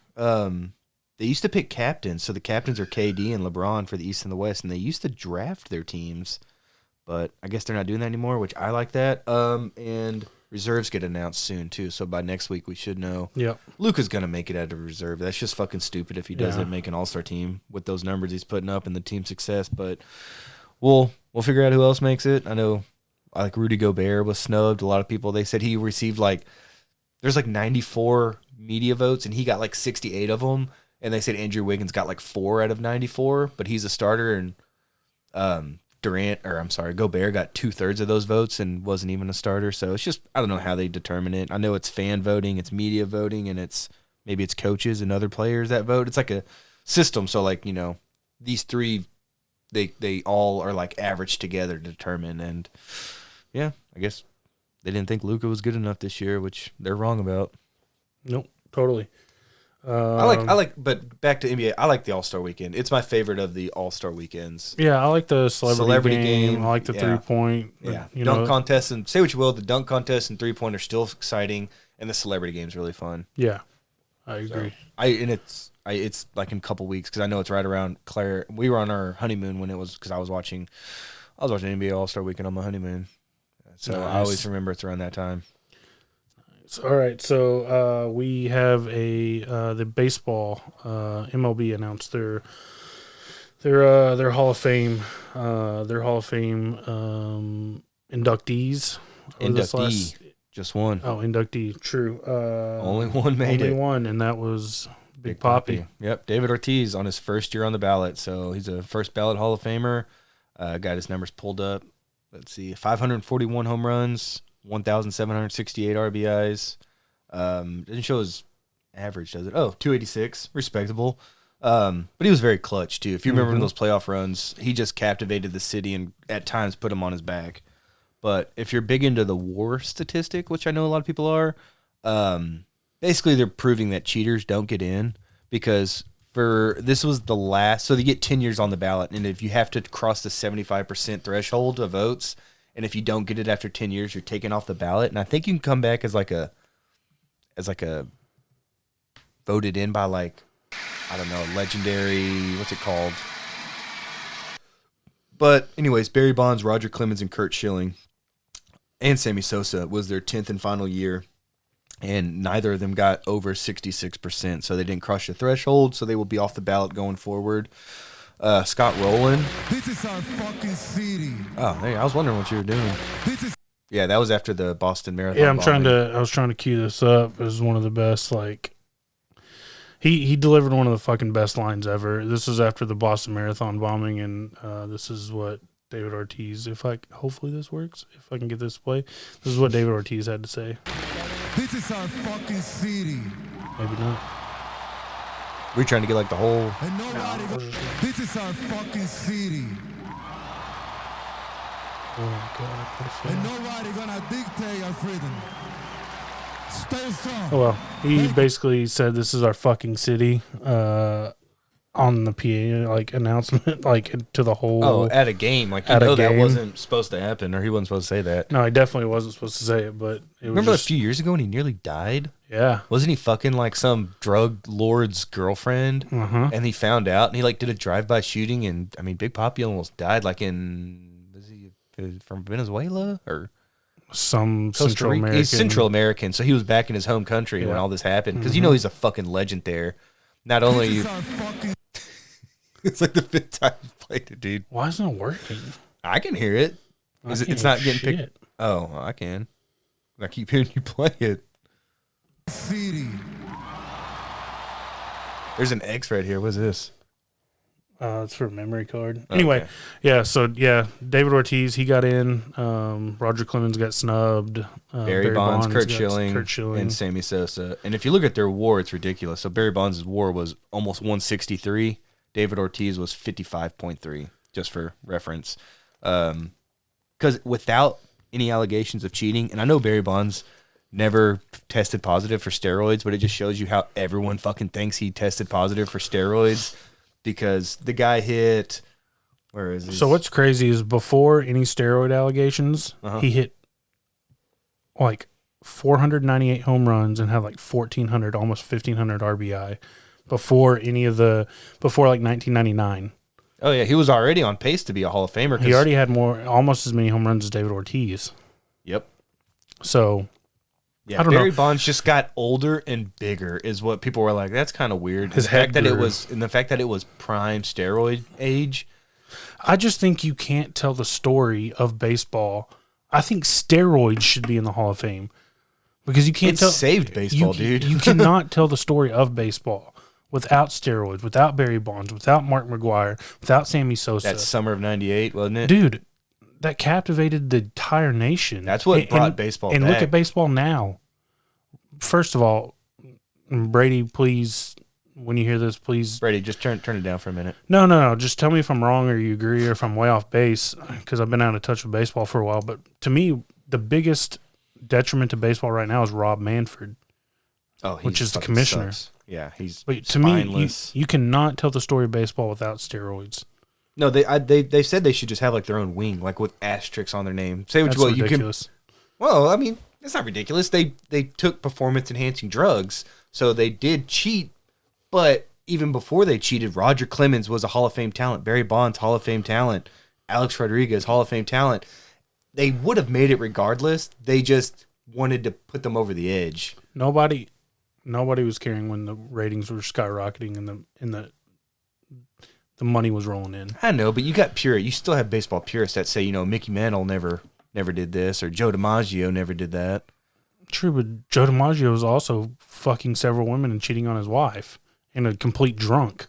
Okay, but he didn't cheat on the field, though. That's true. No, I that's guarantee true. all these other guys probably slept with some women on the road, too. Dude, and drank. They all have women in every city. And I get it. I just don't think you can tell the story of baseball without these guys. It's almost like you're putting a dark period of time in baseball. Like, this never existed. Like Barry Bonds, he's technically the home run champion, right? Mm-hmm. By like 756. Yeah, because Aaron was 755. Yeah, so he finished with a few, like literally 7 more. I mean, these are some of the greatest. Roger Clemens was probably the second greatest pitcher I've ever seen, but to me, it's Pedro. Pedro's my favorite pitcher of all time, but then probably Roger Clemens. I mean, like Manny Ramirez is on here. He's in his 6th year and he didn't even get 29%, so he's not even coming close to that threshold. But Manny Ramirez was one of the best pure hitters I've ever seen. These guys just aren't getting in, man. But baseball's suffering. Oh, I know. They're keeping out huge Shout out names. soccer. They just surpassed baseball as like the 3rd most popular sport in America. Wow. It's football, basketball, Now soccer. Baseball, and then hockey. And I've heard there's like a Bill Burr bit where he's talking about how much he loves steroids too. He's like how much it did for the game, and he was like, you don't think guys in the 70s that were high on their mind and cocaine, that wasn't a performance enhancing drug? It's like they could see the stitch in the ball when it left the pitcher's hand. Like they were so dilated. They're like, that's a performance enhancer right there because they were so fucking high on cocaine. Yeah. So it's just a different form of like people have been taking drugs to enhance their performance for a long fucking time. Daniel Tosh has a good bit about steroids in sports. He's like, yeah, let it in. He's like, what do I care if you die after 30? You hate life after sports anyway. He's like, why not? Why don't I want to see a guy hit a ball a fucking mile? Yeah. Or see a quarterback or whoever. I think it's a generational thing. Like, because me and you, like, I get why you're going to punish them but not keep them in, but I don't give a fuck. You know what I mean? Like, it made the game more exciting. Like you said, the ratings went up, people's interest was peaked, and now they just act like it never happened. Like it was this dark period of baseball. But it was like, no, I loved watching the steroid era, man. Yeah. Like, I loved watching guys get 50 home runs a year, 60 home runs a year. I would feel different if I was a player. And I did it the right way. And you lost out on money because other guys cheated and got that check. Yeah, that's a completely different conversation, completely different argument. Yeah. But as a fan, you love it. Fuck, you want to see, like you said, a mile-long homer. You want to see a guy throw 105 and then hit it 550 feet. And you don't think it's not going on today? Oh, yeah. Just like anything else, just like any kind of black market or shady, seedy thing, they've just gotten better at hiding it. They've gotten better at getting away with it. Yeah, because it's a sport, and what do you want in sports? A competitive edge. So, they're going to do it. It's just they're going to be a little sneakier about it. They just can't be injecting their asshole. They're not their asshole. That's weird. Their butt cheeks, like straight in their butt. Like, you can't be injecting in the locker room. You just you get something from Mexico, or you take this supplement that helps out and hope you don't get caught. But yeah, it's going on still. Yeah. So that was a lot of guys though that won't even make the threshold to make it over again. Like Joe Nathan, Tim Hudson, Tim Lincecum, Ryan Howard, Mark Teixeira, Jonathan Papelbon. I know that name. Justin Morneau, AJ Przinsky, Prince Fielder, Jake Peavy, Carl Crawford. will never be on there again because they didn't even get the 5%. So, And Carl anyways, Crawford. dude, I like Carl Crawford. He was a good player. He was a good player.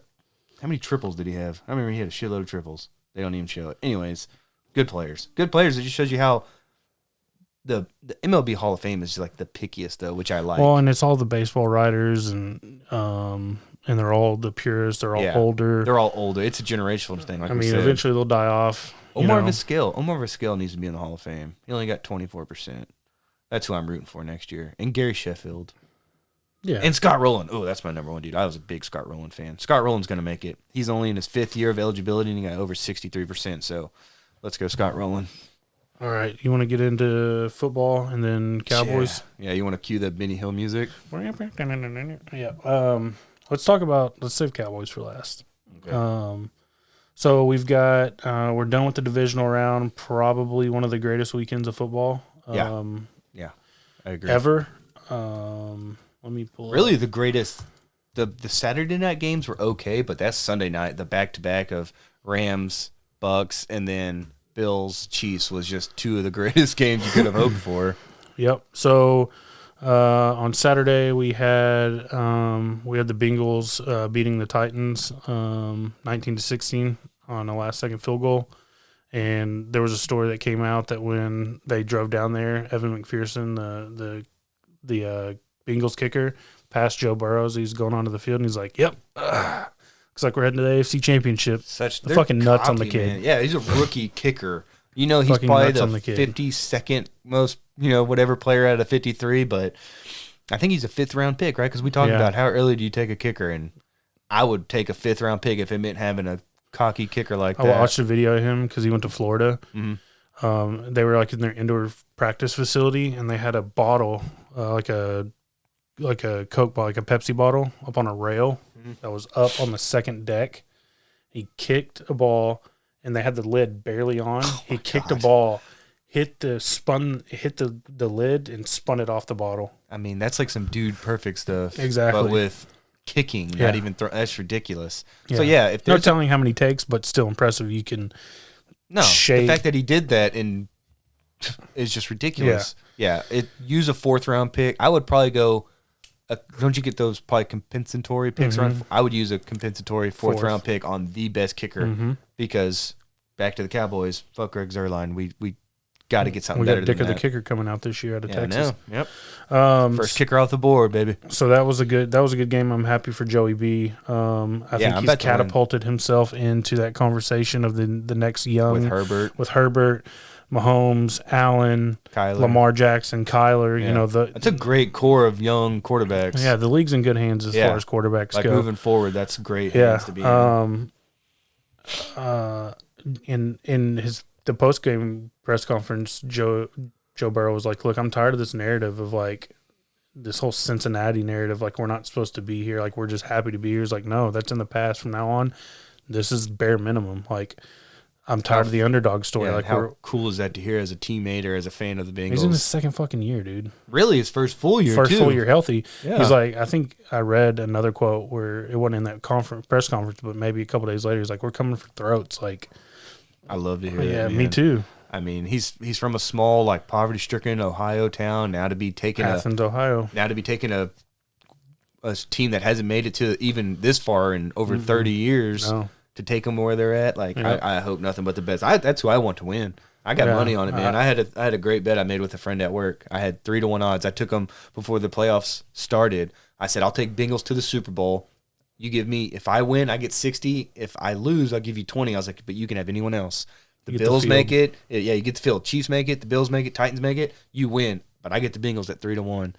And so far, I'm riding the wave. So I'm going with them all the way, man. And then in that second game Saturday night, we've got the 49ers over the Packers 13-10. Love to see Aaron Rodgers lose. That San Francisco defense is dragging Jimmy Garoppolo's dead fucking weight body through the playoffs. It was a quintessential Green Bay playoff game in January. Had the snow coming down. It was cold. Rodgers couldn't score touchdowns. That baffles me, man. That 2nd year in a row baffles me. They were in the NFC Championship game last year. Had 3 straight his defense got him 3 straight turnovers, and he couldn't convert a single point for Yep. them. But yet, then he'll turn around and say what's wrong with the team. He never takes responsibility, even though he's the head of the team. He's the quarterback, he's the MVP, but he can't score touchdowns. But yeah, I got to get out of here. I can't win here. You got an all-pro receiver. You got a great line. You got a coach that's, I think I looked it up, he's 39-10 since he took over. And he's got a two-headed running attack. Yeah, great running attack. And it's A.J. Dillon. And I don't get it either because he is good. He's not like some guy that you're like, yeah, he's just overrated. He's great. But when they get to that point now, just can't get him over the top. So, I don't know. And I think he's gone next year. Oh, yeah. I think he's going to Denver. Denver with their, because there was talks this year. And then I think it just cemented the fact that they just hired Nathaniel Hackett, which was his OC there. Devontae Adams is talked about. Yep. Unrestricted free agent, so he can just walk. Green Bay can look drastically different next year, which is great for us because if he goes to Denver, Denver's in the AFC. So, yeah. Buckle up, Green Bay. Get ready for some Jordan Love, which we've seen how that goes. But who knows? Full year in camp, getting all the reps. Who knows? And it's not like the division's completely stacked. No. That could still be a winnable division. I mean, just seeing how the offseason plays out. We'll see how Justin Fields develops. We'll see how Dan Campbell takes over the fucking league. Oh, my God. I might make a bet in Biting Vegas. kneecaps. I might make an early season bet. We're 4-13. They're going to win the division, dog. If Aaron Rodgers leaves, that's an open division. Might be I'll take that. Is Jared Goff still a quarterback? Okay. Maybe they take Matt Corral. They take Matt Corral and he's healthy. He's starting in week 1. I don't think Matt Corral gets past. They got an early pick. Oh, they would have to burn a real early. Yeah, they don't use that early of a pick. No. Unless you think he's something. I wouldn't take an edge rusher over I'll watch his film. Would you rather watch or take a quarterback that you think could be at best like I can't think of a comp, so just say like I've been playing a lot of Madden. Okay, Dak Prescott or an end that could be TJ Watt or Nick Bosa or whoever you want to put in there. Because you're taking a pass rusher over a quarterback? Because you said a Bosa or a TJ Watt, those are top tier. Yeah, I'm taking that guy over a fringe top 5 quarterback. I don't know about that. You always take the quarterback. What are you talking about? Quarterbacks There's two positions. There's 2 positions that are at premiums: pass rusher and quarterback. Okay, but I can put a tight end and a tackle on you and kind of slow you down. I can chip you with the running back. Yeah, we saw how well that worked out with Cowboys giving up 5 sacks. What are you talking about? Chaz Green? No, in the playoff game. We give up 5 sacks. No, we give up 5 sacks. I've already blurred that out of my memory. All right, so let's move on to Sunday. Sunday we had the Rams and Bucks, and it was a really good game. It was crazy to see Landry that comeback. To see Sing 2. When I went into the theater, the ticket taker dude was watching it on his phone, and I was like, "Are they still down big?" He's like, "It's 27-3." I thought it was over. And I was like, oh, shit, okay. That's very close to the Super Bowl score, too. Yeah, and then we get into the theater, and GroupMe starts blowing up, and I'm like, hold on, let me pull up my phone. And then I watched the rest of the game. You missed a great movie. No, it was good. I caught a lot of it. It was really good. Yeah. A lot of the songs were good. The production at the end, like the show, a great show. The show at the end was really good. Miss Crowley was once again the star. My favorite song was Taron Egerton, his He's character, a really good singer. The gorilla. That's Claire's favorite. Yeah, Mr. Gorilla. That was my favorite song. Great singer. So yeah, the Rams hold off a furious Tom Brady comeback, and see when who hit him that made him made him bleed. Yeah, nobody makes me bleed my own blood. There's those memes. Nobody makes me bleed my own blood because he has that look on his face where he looks crazy. And that's the first time he got a personal. And that's bullshit. He's been in the league nearly 20 years, and he's probably talked so much shit, and they finally call him. It was Ed Ockley's son. Good for him. Like, nobody talks to refereeing royalty like this. It's true though. I mean, see these pythons, TB12 my dick, dude. Both those guys, father and son. What a duo of ass kicking. Yeah, so a lot of those refs are ripped now, dude. Like as if they just couldn't make it as bodybuilders, so they became refs. You see their arms with it, and it's like, god damn, it's it's like a 40-inch. I don't know. 3 of my arms make up his arm. So Rams come out on top. 30-27 was another great game. Leaving the best receiver in the they called an all out blitz, right? With like a single high safety, and he just burned them. Hey, I have an idea for you. if Cooper Kupp is on the field, you might want to cover that guy. The guy With won somebody other than a safety. He won the triple crown of wide receivers, which what did Jerry Rice was like the last one to do that? Don't give him a free release and just let him run right up the middle of the field. Let's go all out blitz against the greatest receiver alive right now. And a quarterback with a live arm. And who has great chemistry with him. You know that's who he's going to look for. Yeah. That was so fucking... But you know what? I love to see Tom Brady. Seeing Tom Brady and Aaron Rodgers lose in the same weekend was just made up for last week's heartache. Yeah, it's refreshing. Almost. And then we get to the crown jewel. Yeah. We get to probably maybe one of the greatest games I've ever seen. And if you're like me, because I think we were watching something as a family, so I came in at like the fourth quarter, with like 12 minutes left, and shit, that alone, that the rest of the fourth quarter and overtime was enough for me. That was fucking awesome. Yeah. Because I think it was like 20, like low 20s, 20 something to 20 something, low 20s. There was 18 points scored in the fourth quarter. Oh, there was probably most of that came in the last like 2 minutes. It was crazy, man. Because Claire was watching me and she's like, "Oh, okay, so the game's over, right?" Like when the Chiefs scored, and I'm like, "I don't know. There's less than 2 minutes left. Bills go down and score." And Claire's like, "Okay, so the Bills are winning now, right?" And I'm like, "They should, but there's 13 seconds left, and he gets them into field goal range. It's fucking crazy." Yeah. Next time your girl says 13 seconds isn't long enough, show him that tape. Show him that tape. Yep. 13 seconds is plenty, baby. But yeah, 42-36. And, you know, the big takeaway from this game is the overtime rules. Yeah, which need to be changed. I just don't like that Josh Allen just didn't get to touch the ball. No. I think we as fans got robbed. I think Josh Allen got robbed. I think that's what might actually change it is it took an instant classic game coming down to a coin flip and, you know, like everyone wanted to see that game keep going. Let's play, maybe not the players, they were tired, but let's play another 10 minutes. If we're still tied, I think they should play 10 straight minutes, you know, and if your team's ahead of my team, it's over. If we're still tied after 10 minutes, even if we each scored a touchdown, then you put the ball at like the 30-yard line or the 25-yard line, and your kicker kicks it, and then my kicker kicks it. Horse. We rotate. Yeah, we rotate.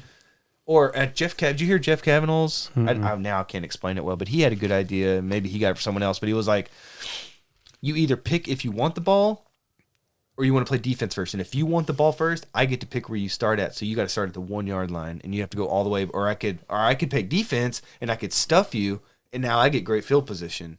So it's like whoever gets the ball first, the other team picks the starting position, which you would pick like the 1-yard line. So it's like, okay, you get the ball, but you have to go 99 fucking yards on me.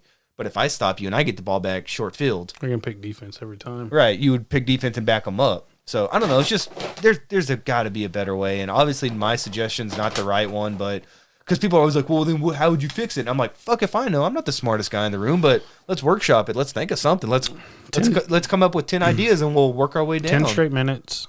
And then I like the idea. It's kind of like the equivalent of PKs in soccer.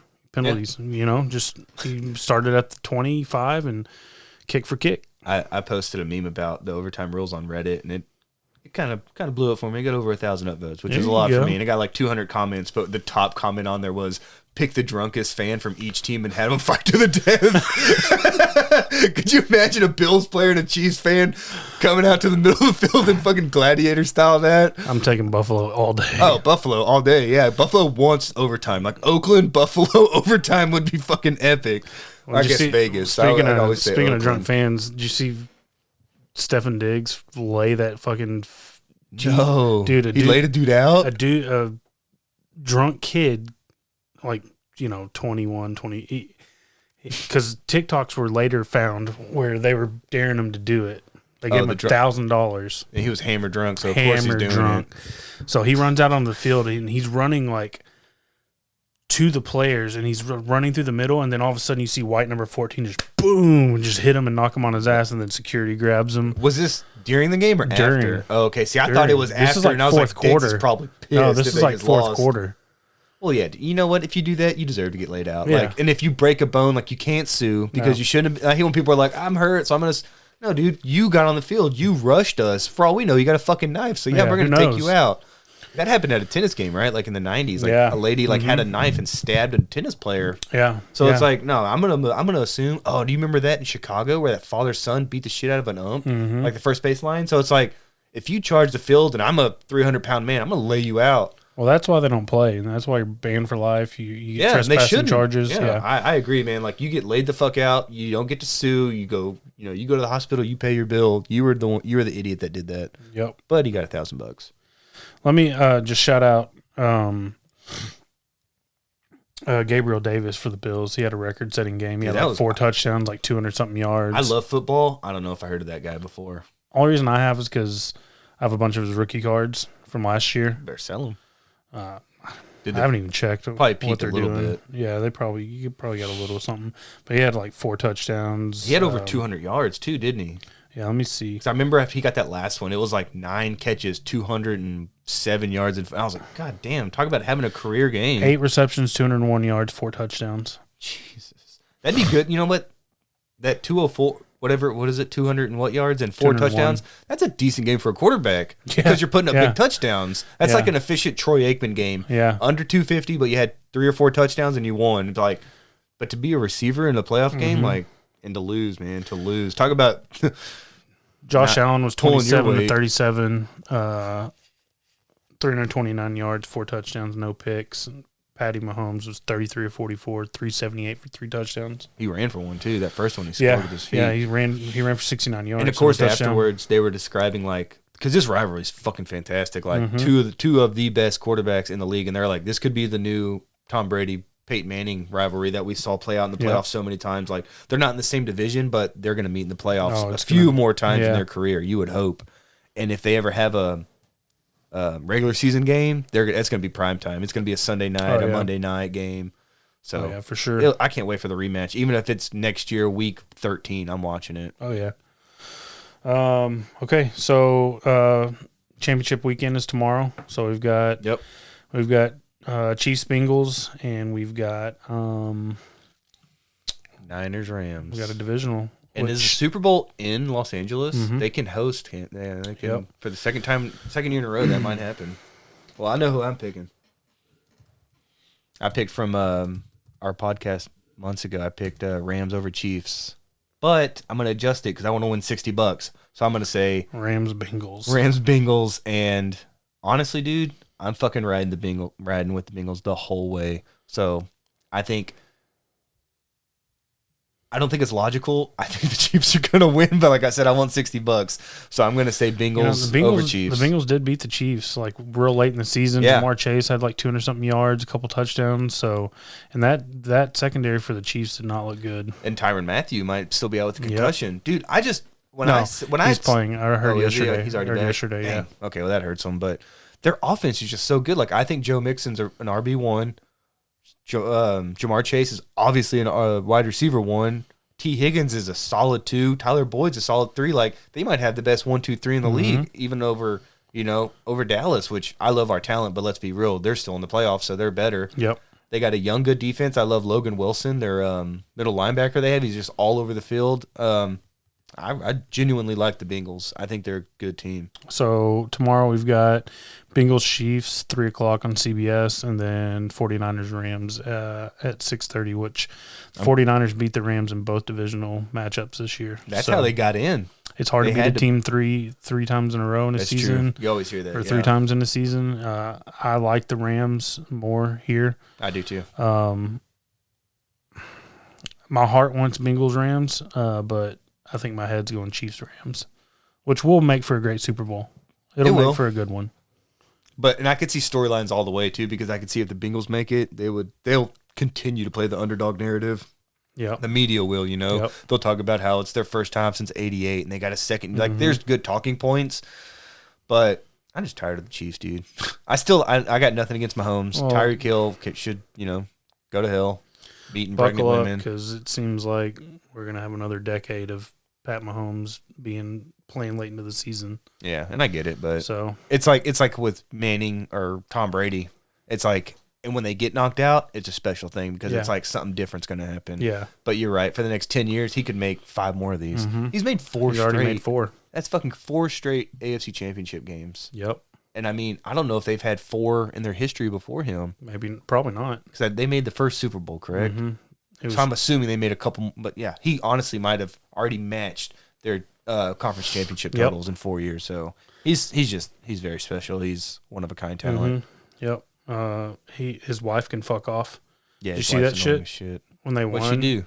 They were in the She suite. did something else. Dude, they were in the suite. They had just won. She took a bottle of champagne and she started spraying it out of the window onto the people below her. It's freezing. It's cold freezing out, cold. though. What a bitch move! You know they're gonna get like hypothermia. I mean, those people are built different. We would get hypothermia. Those people are built different. But it's just like you get. It's just a selfish. It's a dumbass move. Yeah. Like, stop. Like, Spray at up what on point yourself. do you just say, "Stay home"? He should have already. Like, stay home. I And then you've got his honestly- brother out there fucking Yeah. making TikToks. I honestly feel bad for him with that situation with his girlfriend, and they've been together Dude, forever, somebody right? posted a meme. It was him in high school. It was her and him. She wrapped around him all clingy. I saw He's that. like longest jail sentence ever. Yeah, because he looks like he's in junior high. Dude, I he's mean, a he might have been kid. in He's a ninth grade, baby. and she's wrapped around him. She's got a big grin on her face because she's like, I'm hitching my whatever they call it, hitching my trailer to this. Yeah. And yeah, so that he's been with him or with her and his brother for 2/3 of his life. His brother his whole life, obviously, but Yeah. she's been with him literally 20, close to 20 years. Yeah, so she fucking sucks. He sucks. That poor guy. One more thing I want to touch on. I know we give Nick a hard time all the time, and I don't like the Steelers, but shout out to Big Ben announcing his retirement after 18 years. Never had a losing season. That's very impressive. Spent his entire career with one So team. he had more rape allegations than losing seasons. That's right. That's pretty impressive. Yep. Mm-hmm. Yep. Yeah. Shout out Nick. But yeah, he called it quits. So it's just one of those dudes from kind of our kind of younger years growing up that's gone and out of the game. I think Yeah. we've got Brady left. Yeah. Brady. Phillip Rivers just went out. He 'cause just I went would've- Breeze just went out. So yeah, it looks So like he's like last, other than Tom Brady, he's the last who one. might retire. He's always talking about it. He's coming back. He wants to play till he's 50. Fine, let him break all his bones. That's on me. Osteoporosis Let is him real. bleed his own blood. So shout out to Big Ben on a good career. That is extremely impressive, though. Yeah. What was it? 17 years? No losing 18. season. 18 years and never losing season. That's very impressive. Like, say what you will about his. I don't know if you sexual count his assault. first one because he took over for Tommy Maddox. I don't know. It was pretty early on. I don't know if it was first game or what, but I wouldn't count it. yeah. So shout out Big Ben on a good career. Go, I don't know, drink beer, do whatever you're gonna do. In the confines of your home. Yeah, don't go to Probably bathrooms don't and go. bars. Yeah, probably don't go to the bar bathroom. All right, I have got to use the potty real quick, and then we'll get into the Cowboys, and we'll get out of here. All right. And we're back. All right, let's talk. Let's talk about this Cowboy game. Let's wrap up this Cowboys. Let's do this post-mortem on this Cowboys thing. Cowboys go out in the wild card round yet again, 23-17 to the San Francisco 49ers. Let me give them some stats real quick. 21-20 in favor of San Fran on the first downs. 77 total rushing yards for the Cowboys versus 169 for San Francisco. Yeah, that's predictable. San Francisco is just that kind of team. Cowboys were sacked 5 times for 40 yards. San Francisco didn't give up a sack. Let me see. 341 total yards, 307 for the Cowboys. We had 2 fumbles. We didn't lose any. Each had a turnover. And here's the big one. 14 penalties for 89 yards. Yep. They had 9 for 58. I think they said it tied a franchise record, didn't it? Or was it an NFL record for NFL playoffs? record for playoffs. Third down conversions, they were 6 for 13. We were 5 for 14. We were 1 for 2 on fourth down conversions, and they won the time of possession battle 33-59 to 26-01. Yeah, so they had a better third down conversion. They had the ball longer. They had more rushing yards. They didn't give up sacks. I mean, every stat tells you. There was a point won. in the first half where the 49ers had more first downs than we had offensive plays ran. Yeah, that's how the first quarter and a half felt like. Mm-hmm. Maybe in the first half. Yeah, so and I think this is our first Owen appearance of the podcast. He just wants to come on. He'll be on later. And this is a theme with McCarthy going back. Anytime they lost, it was always to blame the refs. Oh yeah, he's been doing that for years. To me, that is a loser mentality. I've watched the game 3 times. They weren't making phantom calls. One live, and then I've gone back twice. Maybe 2 of them, 3 of them were questionable. Yeah. But still, at that, you made 11 or 12 penalties. And it's all the pre-snap stuff, the false starts, the offsides, the illegal motions, not getting set. Yeah. It's all the little details that comes back to coaching. Little details that play out huge in the final, though, because that cost us. There would be third downs where instead of 3rd and 3, it's now 3rd and 8. Yep, which is a big deal. We played behind the script all night, all day. You couldn't get anything on first down, so we talked about though. That was a terrible matchup for us, though. San Francisco, I knew coming in was going to be probably the worst first round matchup we could have hoped for. I was really hoping to get Arizona back. I felt confident that bringing Arizona back in here, we would have won that game. And then going to Tampa Bay, I thought we would have had a good chance to beat Tampa Bay, but we just couldn't get past that first round. I mean, that team that now has a chance to go to the Super Bowl, so I don't feel it's not like we lost to a bunch of bums. I mean, they're a very talented team. Oh, he's really coming in on the mics now. Yeah, he's Mike's picking him up good. He watched that game with me. He's still a little sore about it. Was that his first Cowboy experience? Probably. So he had that, and then Landry had Dez catch. We have cursed children. You just can't give up 14 penalties. You can't be bad at third down. San Francisco came in here, and pardon my phrasing, but they put their dicks in their mouth. They dominated. They went ass to mouth. Deebo Samuel, pretty much. They came in here and they dominated the lines of scrimmage. Yep. They got whatever they wanted, whenever they wanted. On both sides of the ball. On both sides of the ball. Yep.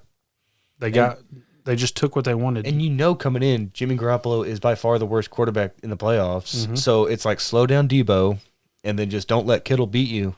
You do those 2 things on defense, which I know is easier said than done because Deebo is a fucking freak. But and I said when we got this matchup, I said Dallas is a finesse team. They do not do well when teams come in and can out-physical them, and that's exactly what happened. That's exactly what happened. And I don't want to hear about the refs. No, that's McCarthy making excuses, like you said. He did that in Green Bay too. You have a chance to win. I think in the fourth quarter, you had a ball. You got the ball back with like 4 minutes, all your timeouts. That's when you get down by 6 or 7, however much it was. That's when you go win the game. Mm-hmm. That's when you go win the game. You don't commit a penalty on a punt. I think it was a punt early in the third quarter. There was a penalty. Let me see if I can. I'm on Pro Football Reference right now. Let me see if I can. It was at the end of the second quarter or beginning of the third.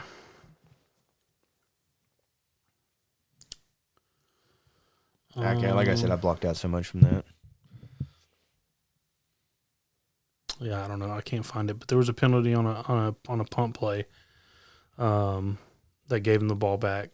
Yeah, we got the ball back. We had opportunities to win, absolutely. It's not like, and even at the very end, we had a chance. We got the ball back with 2:42, no timeouts, or 3 timeouts, and you run 4 plays, or you run 6 plays, excuse me, and you punt the ball. Yeah, actually, you don't punt. It was turnover on downs. It was honestly one of the worst games we played all year. Zeke had 12 carries for 31 yards, where Zeke they shouldn't be a timeshare. It should be a 60-40 split. And I get everyone talks about Zeke's blitz pickup, and he's really good at that, but there ain't much else he's good at. He's not going to bark an explosive, game-changing play. He's past that in his career. He's not going to do that again. And we are anchored to that guy for a few more years. Here's another thing that concerns me. I saw this past weekend. It happened across other games. CeeDee Lamb had 5 targets and 1 reception. Yeah, you heard Aikman. Did you hear Aikman's article or quote about that? Mm-mm. About basically how if that was my guy, you would have had 10 targets before the first half was even over. He was like the way the defense was reading him. He was like the way he was covered on that defense. He's like that should have been your go-to guy because they were putting so much attention on Cooper. That he was like, Lamb just never had a chance to get going. And I don't know. I mean, I maybe think we have too many weapons, but I don't think you can ever have too many weapons. But he is one of those young, talented receivers with Jamar Chase, with Justin Jefferson. He's below them, but he's in that pool. And to have one catch for 21 yards, and it shouldn't take kick returns to get Tony Pollard involved, and it shouldn't take punt returns to get CeeDee Lamb involved. Why can't we do with CeeDee Lamb what San Francisco does with Debo? I was thinking that, and I think he's just not strong enough right now. I don't know if he can. You take can't those get him the hits. ball in space. You can get him. Okay, I thought you meant running me as a running back or something. You just mean like little bubble screens or little not primarily, slants. but you're telling me he can't run. He can run an end around. He know can't what I mean? run. In Or motion. he can't run a sweep. He can't run an off tackle. He can't run through the tackles, but he can run around. You know what I mean? He can do the outside carries. Absolutely. Something happened with this offense after about week 7. Yeah. Something happened with Kellen Moore, man. Like he was. I think something happened with Dak. After he hurt that calf in New England, he was not the same after that. That's true. And I don't know, if it just was him overcompensating and his mechanics were off. I don't, I know a lot of it was the O-line shuffling. I mean, I think in that game, that was the second time that group of 5 had played together.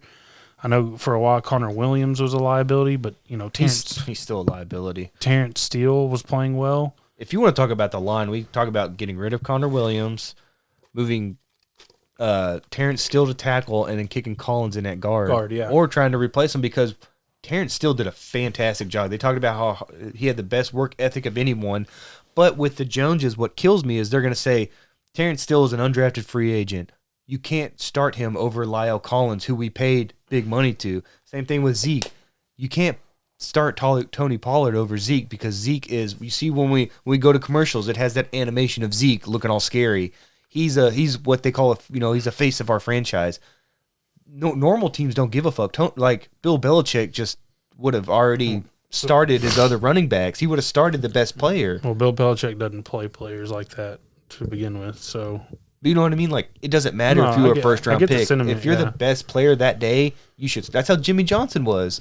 That was a different league back then, though. That was pre-salary cap. I know, but that makes it even better because it means, like, if you're a $10 million player or you're a $300,000 player, if he's playing better than you, that's the way it should be. It should come down to a financial decision. It could come down to team management. Who's the best player in this situation to start? I do think that the Joneses are the worst at that. I do think the one head that will roll was that offensive line coach. Will be yeah, they've talked about replacing your offensive line coach. Yeah. And I think in the draft, which we can go just touch on that in a minute, I would love to see an offensive lineman to be taken in the first 3 rounds, at least one offensive line. They said, if you can draft one and sign one. Holy shit. What? Breaking news, Tom Brady is retiring from football after 22 seasons. Thank God. ESPN just came in.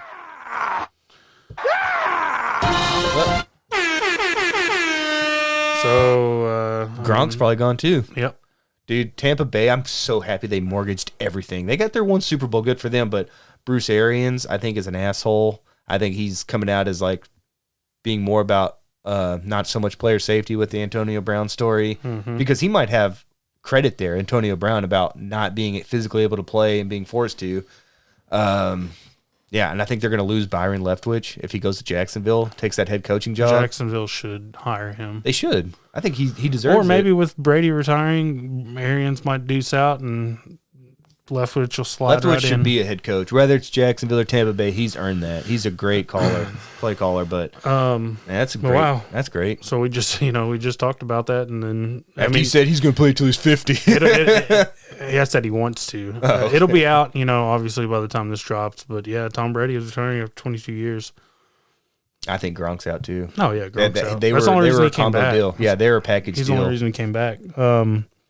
But yeah, it's really disappointing because this team is going to look drastically different in 2022. I really think we had a team to do it this year. Yeah, I would say this is the most disappointed I've been in since I thought in 16 we had a great chance. I thought 14 was a better. And I thought 07. 13, 7, 13, and 16 were my year, and you said 14. So this was 4 out of the last 20 years. This is like the 4th team I felt that confident about. It's been a long time since I felt this good. Everybody at work knows, I'm a huge Cowboy fan. They're like, oh, man, are you disappointed? I'm like, listen, you can't kill what's already dead inside. Yeah. I'm already dead inside. You can't, this is par for the course. Like, it's not a big deal. It's just super disappointing because, this team is going to look different. You know, Michael Gallup is a free agent. Cedric Wilson's a free agent. That's why I think, if there is a stud receiver there at the first round, you might have to take him. You take a receiver in the first round? I think you always have to be open to it. No, you're out of your mind. I'm not out of my mind. Jeff Kavanaugh agrees with me. Who? What's his name? Chris Olave from Ohio State? Is that who you're probably targeting? I don't know. I haven't really looked at the receivers yet. Okay, well, since you just said that, because I haven't either. Receivers is one of those positions. It goes deep. We got Michael Gallup in the third. Cedric Wilson, I think, was sixth. So I think when you're in the first round, like you said, offensive line, defensive line is very important. You're going to probably lose Dorrance Armstrong. You could lose Randy Gregory. No, that's just on your line. Who? They'll sign him. Which one? Gregory. I like Dorrance Armstrong too. So do I, but they're going to keep Gregory. You got KZ, Curse, and Hooker, 3 guys that you had for this 1 year. Yeah. Oh, and Keanu Neal, that were all kind of linebacker safety hybrids. You'd be lucky I'd like to bring back Jerron Curse. Your wide receivers, you got Noah Brown, Michael Gallup, and Cedric Wilson. You'd be lucky to bring back Noah Brown. It might be the only one you can afford. I mean, because right now your receiver room is Dalton Schultz.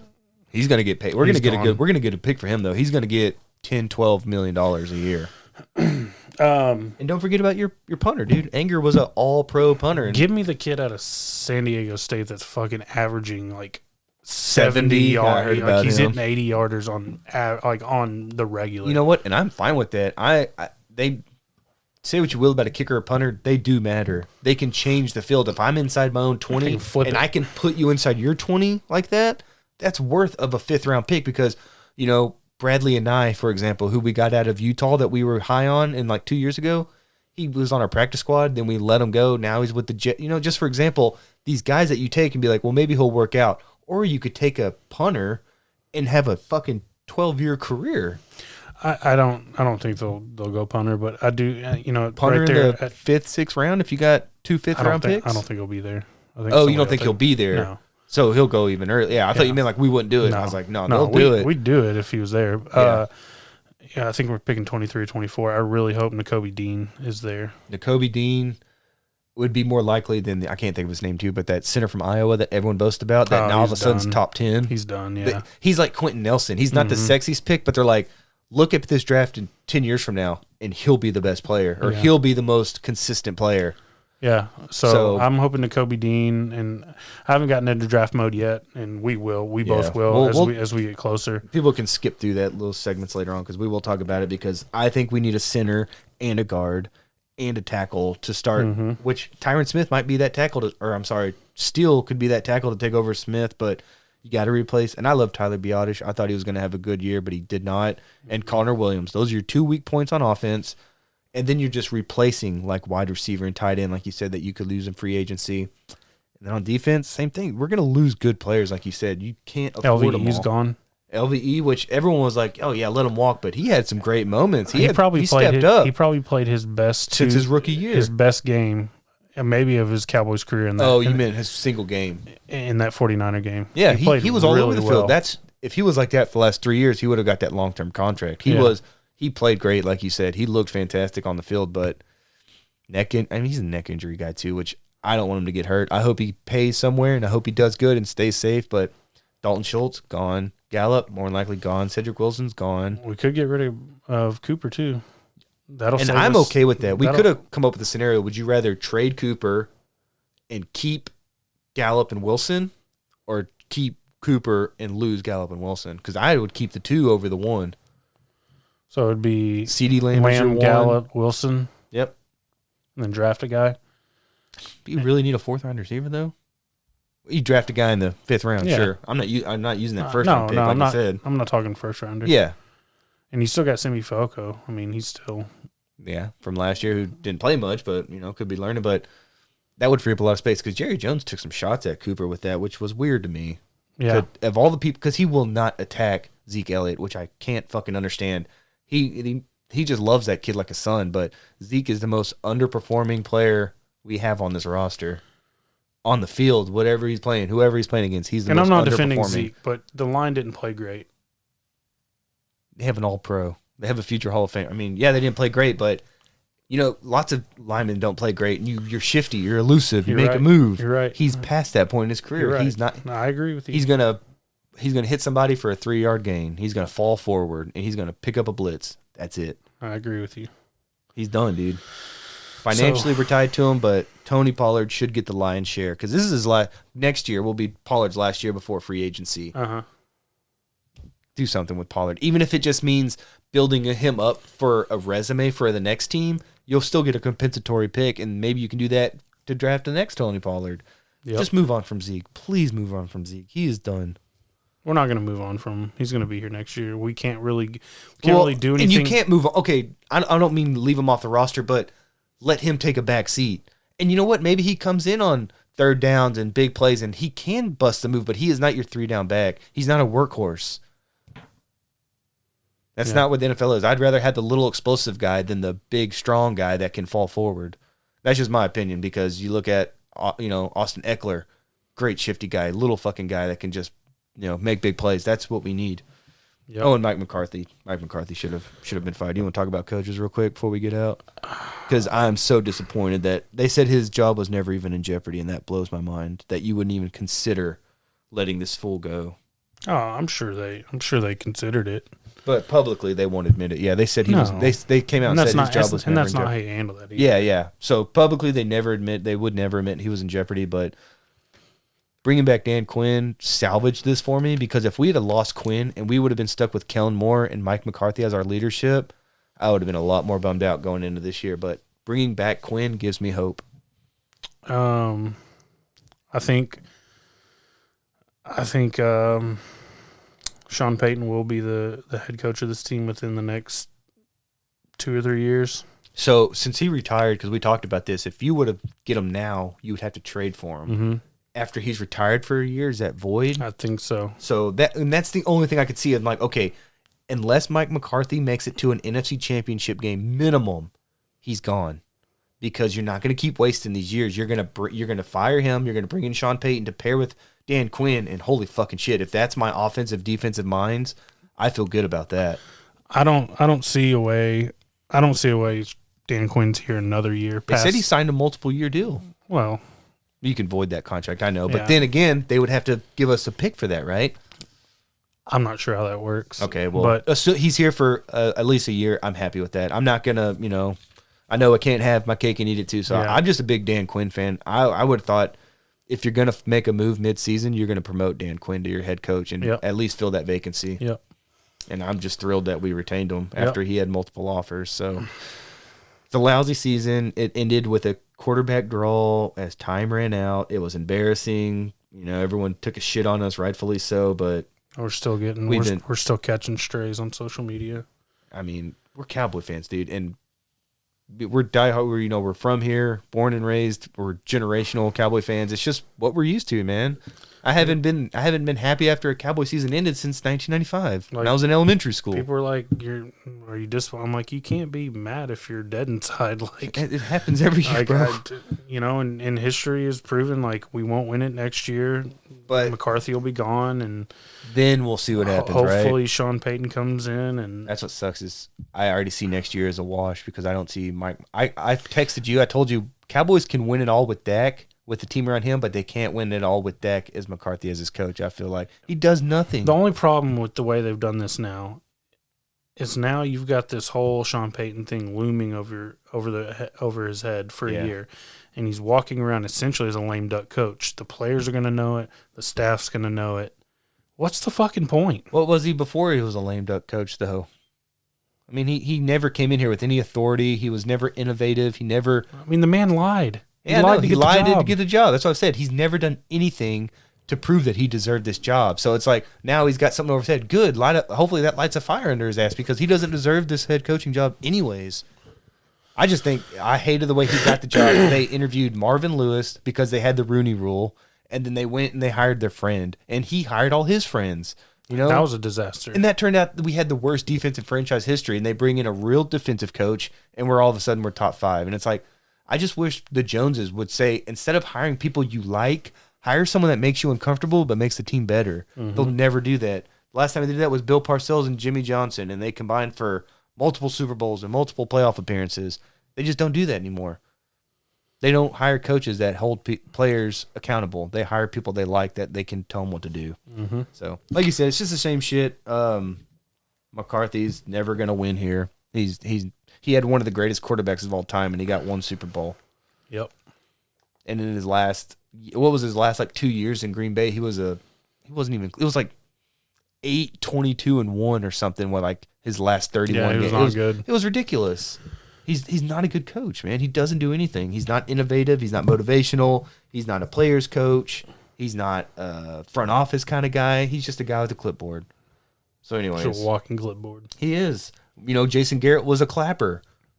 Mike McCarthy's a clipboard kind of guy. They don't do anything for the team. Well, I think anyway, then, like you said. that segment ended like the Cowboys season. Started off strong, and we just kind of limped it to the end. Petered out. Fucking QB draw. I get it. I get the play. But you don't run. You have to know the situation, though. You as a coach, you never call that if you have less than 18 seconds, because the operation of getting the ball to the ref, spotting which it, they did getting do out that, of the right? way, That gave it to Biotish and just like let's go. And they're like, no, the judge has to touch that ball first. And it's like, y'all know that. I mean, I wasn't like Mr. Knowledgeable, but if you're a professional football player, I think you know that. Yeah. And now I'll know it forever. I was like, oh, that line judge has to touch that ball first to get it set. Yep. I'll remember it going forward, but the fact that they just blew that at the end, and I think I'd rather have 2 shots at the end zone That's with what they 14 said. seconds left from 15 yards further back than. And that was what they said. You could have 2 shots at the end zone from the 40-yard line, or you could have 1 shot from the 25. Why double your chances? It was infuriating, man. I don't know. All right, so The better team won, though. I'll say that. It's not like we choked it. San Francisco's a good team. We lost to a good team. Yep. So let's get into what are we watching and what are we listening to, and we'll get out of here. All right. Am I going? You go. I'll go with what I'm watching first. So we were on maternity leave, so we we had to watch. This was on HBO Max. It was called "I'll Be Gone in the Dark." You know what that is? It was I've heard of it. Michelle McNamara, who was Patton Oswalt's wife. She was obsessed with the East Area rapist / original Night Stalker that she dubbed the Golden State Killer. Yep. So she was like an internet sleuth she passed away. She passed away like weeks, maybe even days before he was. And she wrote the book. She did the research. I mean, she didn't quite crack the code because it was like that genealogy that like 23andMe. Oh yeah, that's what brought him down. But she's the one that suggested all that. She was the one that suggested they do that kind of study. And I mean, she just did so much, and she was like self-medicating, taking a lot of pills and all this, which they said it died from like some kind of reaction to her drugs. So she wasn't like a druggie or anything. She was just probably self-medicating, but it was really sad too because they had a little daughter, but she just did so much. And I put the first part of the show, it's really good detail. They do HBO, if you know their documentaries, they get the best interviews. So they had people that were accosted by this serial killer 30, 40 years ago, and they were getting these interviews. So the first part is really good about that, and then in the second part... in the interviews of people that were victimized, did any of them get into how big his dong was? Tiny. He had a micro penis. Super tiny. Yeah, that's what they would show on the police records. They're like, the victim states he had a very, very small penis. And then it would be like, next report. Reports were micro penis. And they would be like, they said they startled him and he screamed like a girl. Like these were original police records that they were writing out. And every time me and Claire would laugh because I was like, he's got a baby penis. He screams like a girl. So there was 2 podcasts that I listened to. One of them was a super long form, like 30 episode, like podcast where they broke down attack by attack, week by week, kind of like everything. And then it spanned years. Yeah, and then there was another one that was probably 10 or 12 parts, but that was one of the things I took away. I was like, he's got a tiny donger. Yeah, they referenced that several times, and every time I loved it. It just cracked me up. But anyways, they ended up capturing him. He was like a former police officer that just lived in the neighborhood. Next one, also on HBO Max, was called Murder at Starved Rock. It was about a case of 1963 women were murdered at a Starved Rock State Park, which was like a suburb of Chicago. And a man, Chester Weger, was convicted and sentenced, and he spent over 60 years in jail. and he's out now. He got paroled, and the whole time he's claimed his innocence, and he's just trying to prove it, which it's one of those ones where at the beginning of it, you're like, oh, he's guilty, right? Look at the evidence. Second episode, you see how the criminal justice system and the detectives kind of twisted it and forced a confession, and you're like, oh, well, now he's innocent. And then I think there was only 3 parts. So the third episode, you're like, you hear his statements from, of course, now he's like 80 because he spent 60 years in there, and it's like they don't match up with stuff he's been saying, and maybe he did know more because to kill 3 women, they were like, he couldn't have done it by himself. You'd have to have like an extra person to like watch them or to control 1 or 2 of them. So they're like, well, maybe he was the accomplice and he just, never talked. So I still don't know, man. Like he got paroled out, so he's a free man now, but he's trying to clear his name. And the more you watch it, you're like, I'm not so sure if he's 100% innocent. He might have played a part. He might not have killed him, but he could have been the one that held him at gunpoint while some shit happened. Those 2 were on HBO Max. Ellie got really into the Hotel Transylvania series. Yeah. So we watched 2, 3, and then last night we watched the Transformania one. Mm-hmm. It was the worst one of the 4, but it was still pretty good. It was free. It was on Amazon Prime. Ellie really likes it. Last one I've been watching, King of the Hill. Nice. So when we brought the boy home, I was like, I'm going to watch the greatest father figure in TV history, Hank Hill. So I've been watching. I watched it on my paternity leave, and I'm learning how to raise my boy the right way. And I said it's even better as an adult, man. Like, it's funnier. It's way more wholesome. Like, Hank's a really good dad, and he's a really good husband. He just wants to provide for his family. Like, I relate to him so much. Like, Hank Hill for president. It's just like King of the Hill is one of the greatest shows of all time. I agree with you. So I'll let you talk about what you're watching, and then we'll do listening. Watching, not much. Me and Lauren started Suits. You mentioned that last time. Did I? Yeah. Were we watching it then? Yeah, we're going through Suits. Maybe you just told me. I think I told you. Yeah, I think we're just hanging out. It was a USA show. It's about lawyers. It was really cool because the first episode shows how this kid just kind of falls into being a lawyer without a law degree or anything, but he's like super smart. He like got a eidetic memory where he just retains knowledge, and so that's nice. He was taking I think he was taking bar exams for people. He's kind of like not doing much with his life, but to make money, he would take bar exams for people, and then he kind of got. Imagine being that smart, where as a hobby, you just take the bar exam for people. Right. You don't even give a shit. And you're getting the bar exam. And you're getting like Harvard level scores. Wow, must be nice, right? Yeah. Good for that guy. So he's kind of this underachiever, and he kind of, it's an old show. I'm not spoiling anything, but he kind of stumbles his way, running from the cops into this meeting or this interview process, and he wows the guy, and the guy hires him without a law degree, and it ran for many seasons. It's like 8 or 9 seasons, yeah. As a USA show, right? A USA show. USA had a good run because I really liked Psych and Monk, and I remember I was really into Burn Notice. Yep. And I think those were all around the same time. And Mr. Robot was on USA. Oh shit, probably the best one. Yeah. I guess I was thinking more goofy. Wholesome, yeah, well, but it was Mr. Robot should have been like an HBO show. That's my favorite series of all time. It's really fucking good. Yeah, that we need to do a Mount Rushmore of like TV shows. Yeah,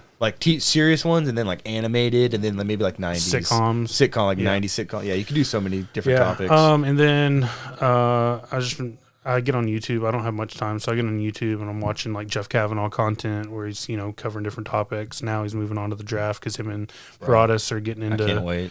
Getting into draft season, and they've got their podcast, Trust the Tape. Is that just them two? Or just them two and Dane Brugler.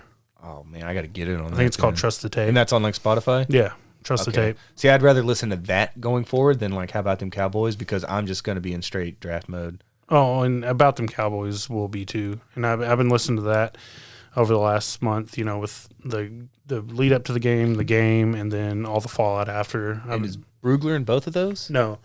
About Them Cowboys is John Machota, KT, Kent Garrison, and... Yeah, I'm thinking Machota then. Is that like the third guy? Because I don't even know who you just mentioned other than KT. And another guy.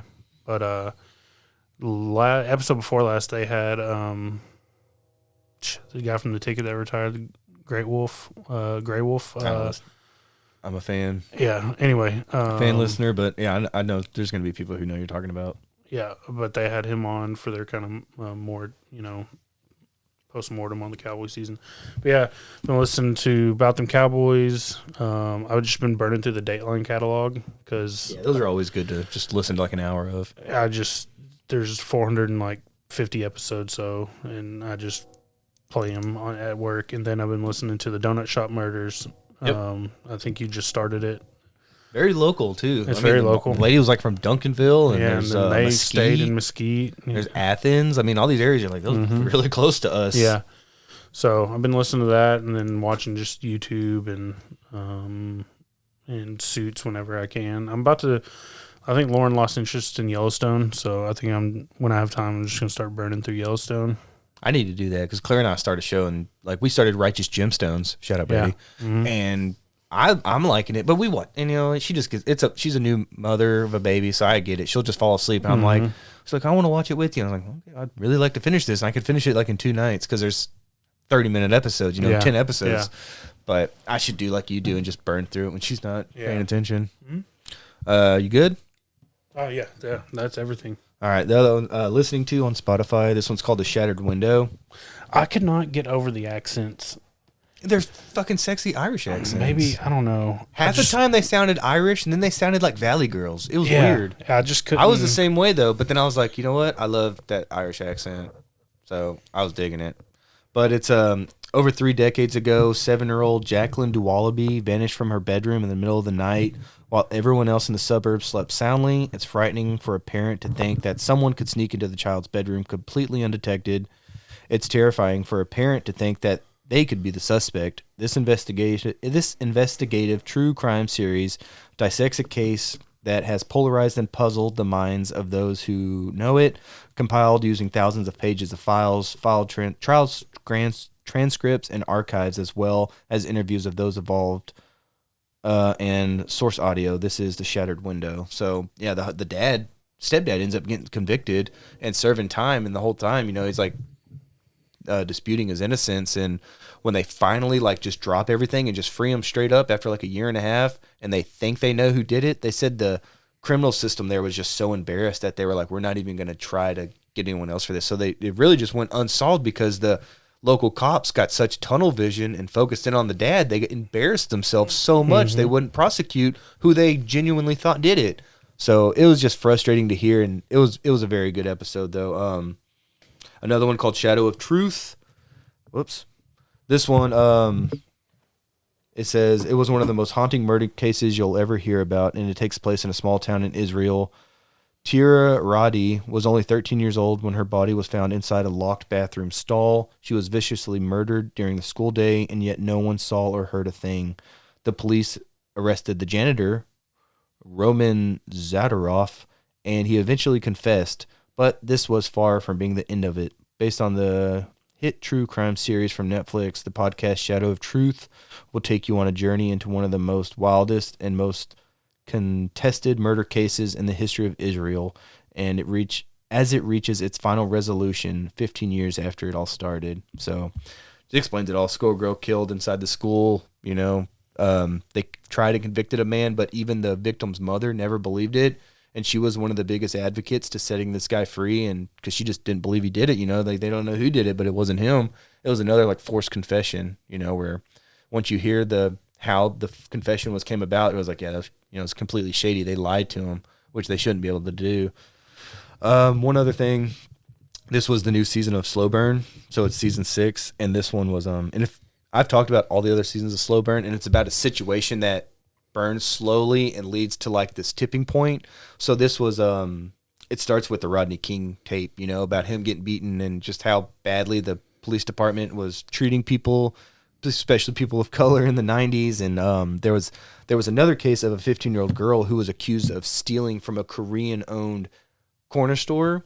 But she put the product, it was orange juice. They said she was going to steal orange juice, but she put it down and she turned away to walk out. And when she did that, the shop owner pulled a gun out and shot her in the back of the head. Holy shit. That's execution style. Well, the Korean shop owner, like a lady, ended up getting no jail time and like 3 years of probation. Fuck. And then it was like a few weeks later, the whole Rodney King verdict came out. And again, everyone saw the video and all of them were acquitted of not a single day in jail. And that's just where this tipping point, the slow burn just boiled over. And the city just descended into chaos. And they talk about multiple episodes were just about the riots and how fucking crazy it all got. And they were just pulling people out of cars and beating the shit out of them and leaving them for dead. Multiple people dead, hundreds injured, hundreds of millions of dollars in damages. But it just talks about, so the first few episodes is the build up and then the outcome. So, and last but not least, I started this one yesterday. It's called Liberty Dies with Thunderous Applause. It's Dictators of History. And it's just interesting because it's like two Australian guys that do all their research and they pit two dictators against each other, and it's a tournament style. So it's two people. They just give you all your information about these two, and then at the end they determine who was the worst dictator. That person advances. So yesterday I listened to Julius Caesar versus Benito Mussolini. Mussolini was a fucking joke. He was the worst fascist leader of all time. Julius Caesar easily beat him. Next episode was Ivan the Terrible versus Vladimir Lenin. This came down to like more of like historical context. They said what Lenin started with the Communist Party and the Workers' Revolution kind of stood the test of time better. So Lenin advanced. This one was the best one so far. It was Genghis Khan versus Deng Xiaoping. And I wasn't sure who that guy is, but he's that Deng Xiaoping. But he was the one that kind of brought China after the Mao Zedong movement, and he was the one that really made China what it is now. They were like, everything that's in China is because of him. They were accepted in the League of Nations. Everything now is manufactured there. He was the one that brought all that manufacturing and all that, opened up China. That's who Jimmy Carter met with after they had relations for however long. That's who Jimmy Carter met with. But Genghis Khan, who's my dark horse favorite, he advanced. And then the last one I would listen to was Xerxes versus Saddam Hussein. Saddam Hussein won, but it just gives you like all the history, all the terrible shit they did, which I love hearing about terrible things, and it's a tournament style. So next round, it's going to be these people pitted against each other. That's like ticking a couple of your boxes right there. Yeah, and I love all that. I love the bracket style, and they're going to determine who's the worst dictator in the history of the world. So I'll keep you posted as I listen to terrible people. That's it, man. That's it. All right, are we done? I think we're done. I think I'm done. I think Claire's ready for me to join the family. Yeah. Okay. All right. Well, this was fun. This is getting back into the saddle. Guys, thanks for hanging in there with us. It'll be interesting to see how many we got left when we get back to it. How many listeners? How many listeners, yeah. We got at least 4, because we'll listen to it. Yeah. All right, but for Matt and Andrew, we're out.